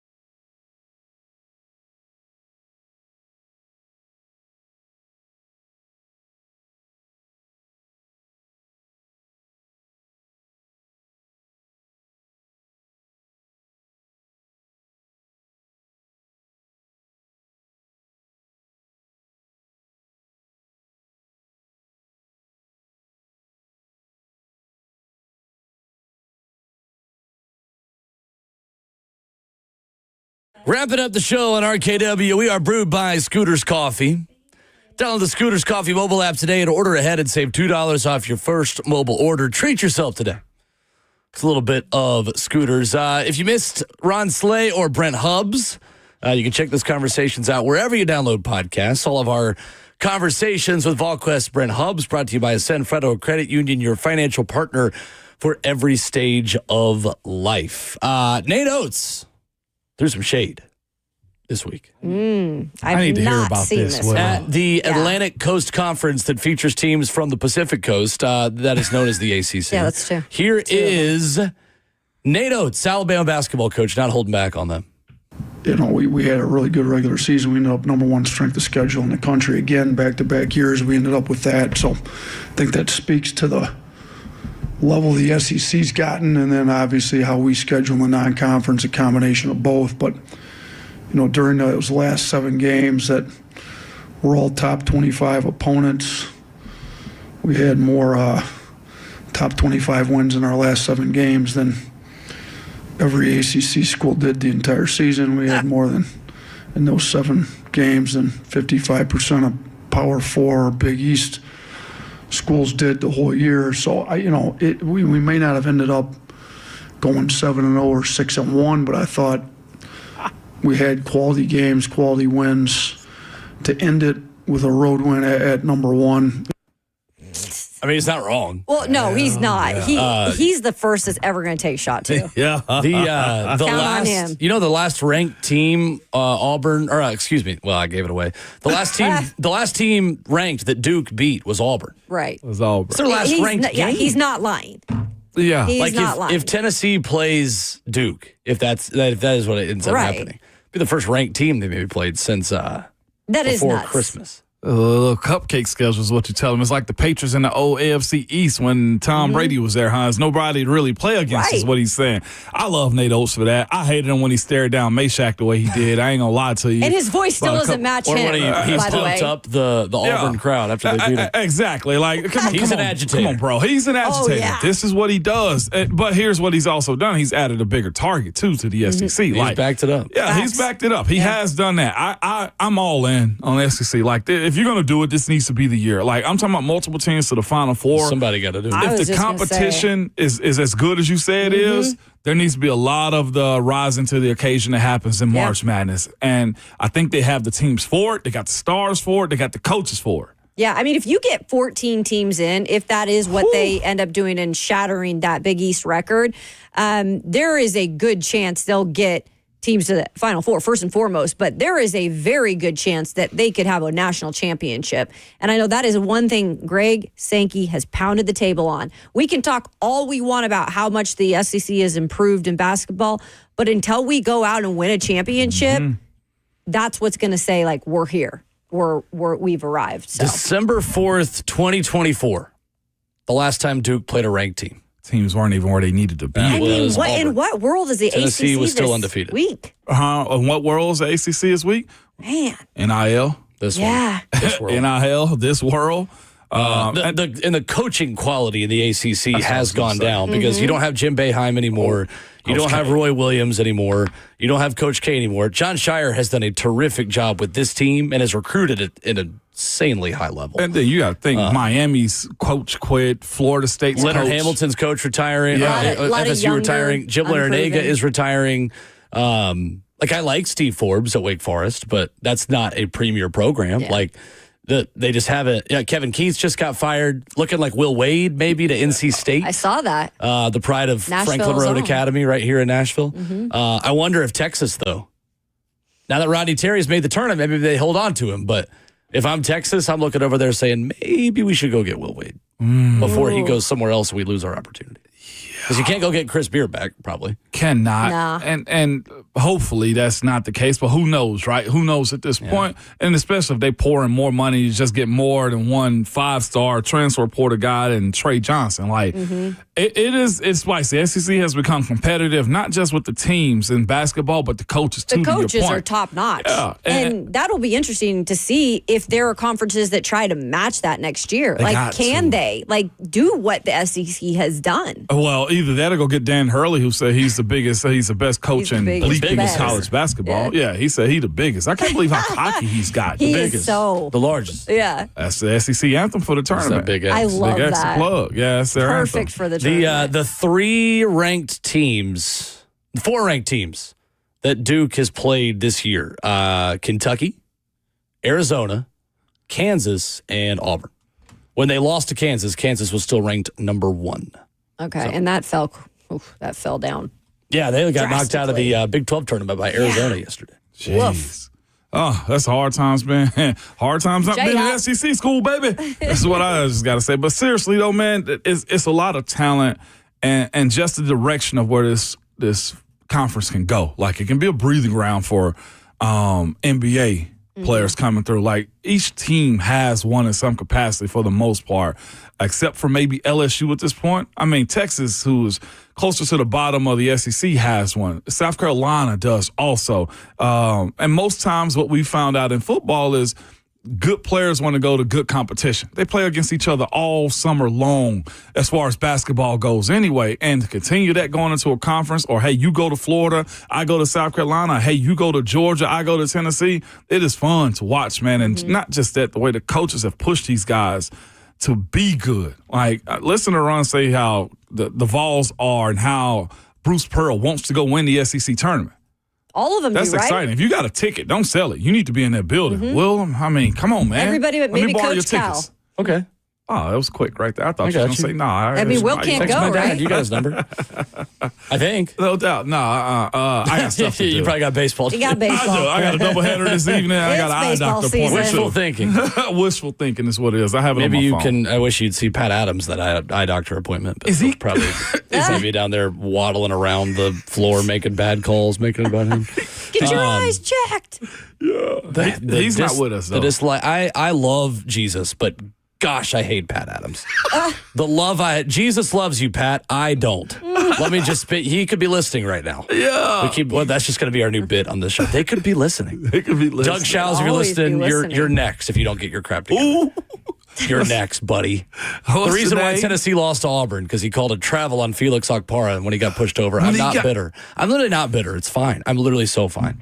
No, we're not. No, call it exactly how it is. That's bad. Tennessee, Texas today on the Vol Network, right here on the Zone. I think Tennessee wins by 15 today. Give me the Vols 80-65. Yeah, Slay said they got to be mentally and physically there, and that is hard to do when you play that much basketball. Out of gas in the second half. Texas is a little worn down. You saw them also against A&M. Like, they had to strain to get that one. Mm-hmm. I got the Vols. I got the Vols by 12. Yeah, Vols will mess with Texas today. There you go. Yeah, and Horns down, We're back at it Monday morning. We will know where Tennessee is headed in the NCAA tournament. We'll know where Vanderbilt is headed. We'll know everything. We'll be so much smarter Monday than we are right now. We'll talk to you for 4 hours. No doubt. And y'all know how it is on Fridays, man. Hey, call somebody you ain't talked to in a while, man. Buy somebody a random drink. Have a random conversation. ELE, man. Everybody love everybody, but at the same time, Set Pat Adams. Your Twitter fingers in your mic is always hot.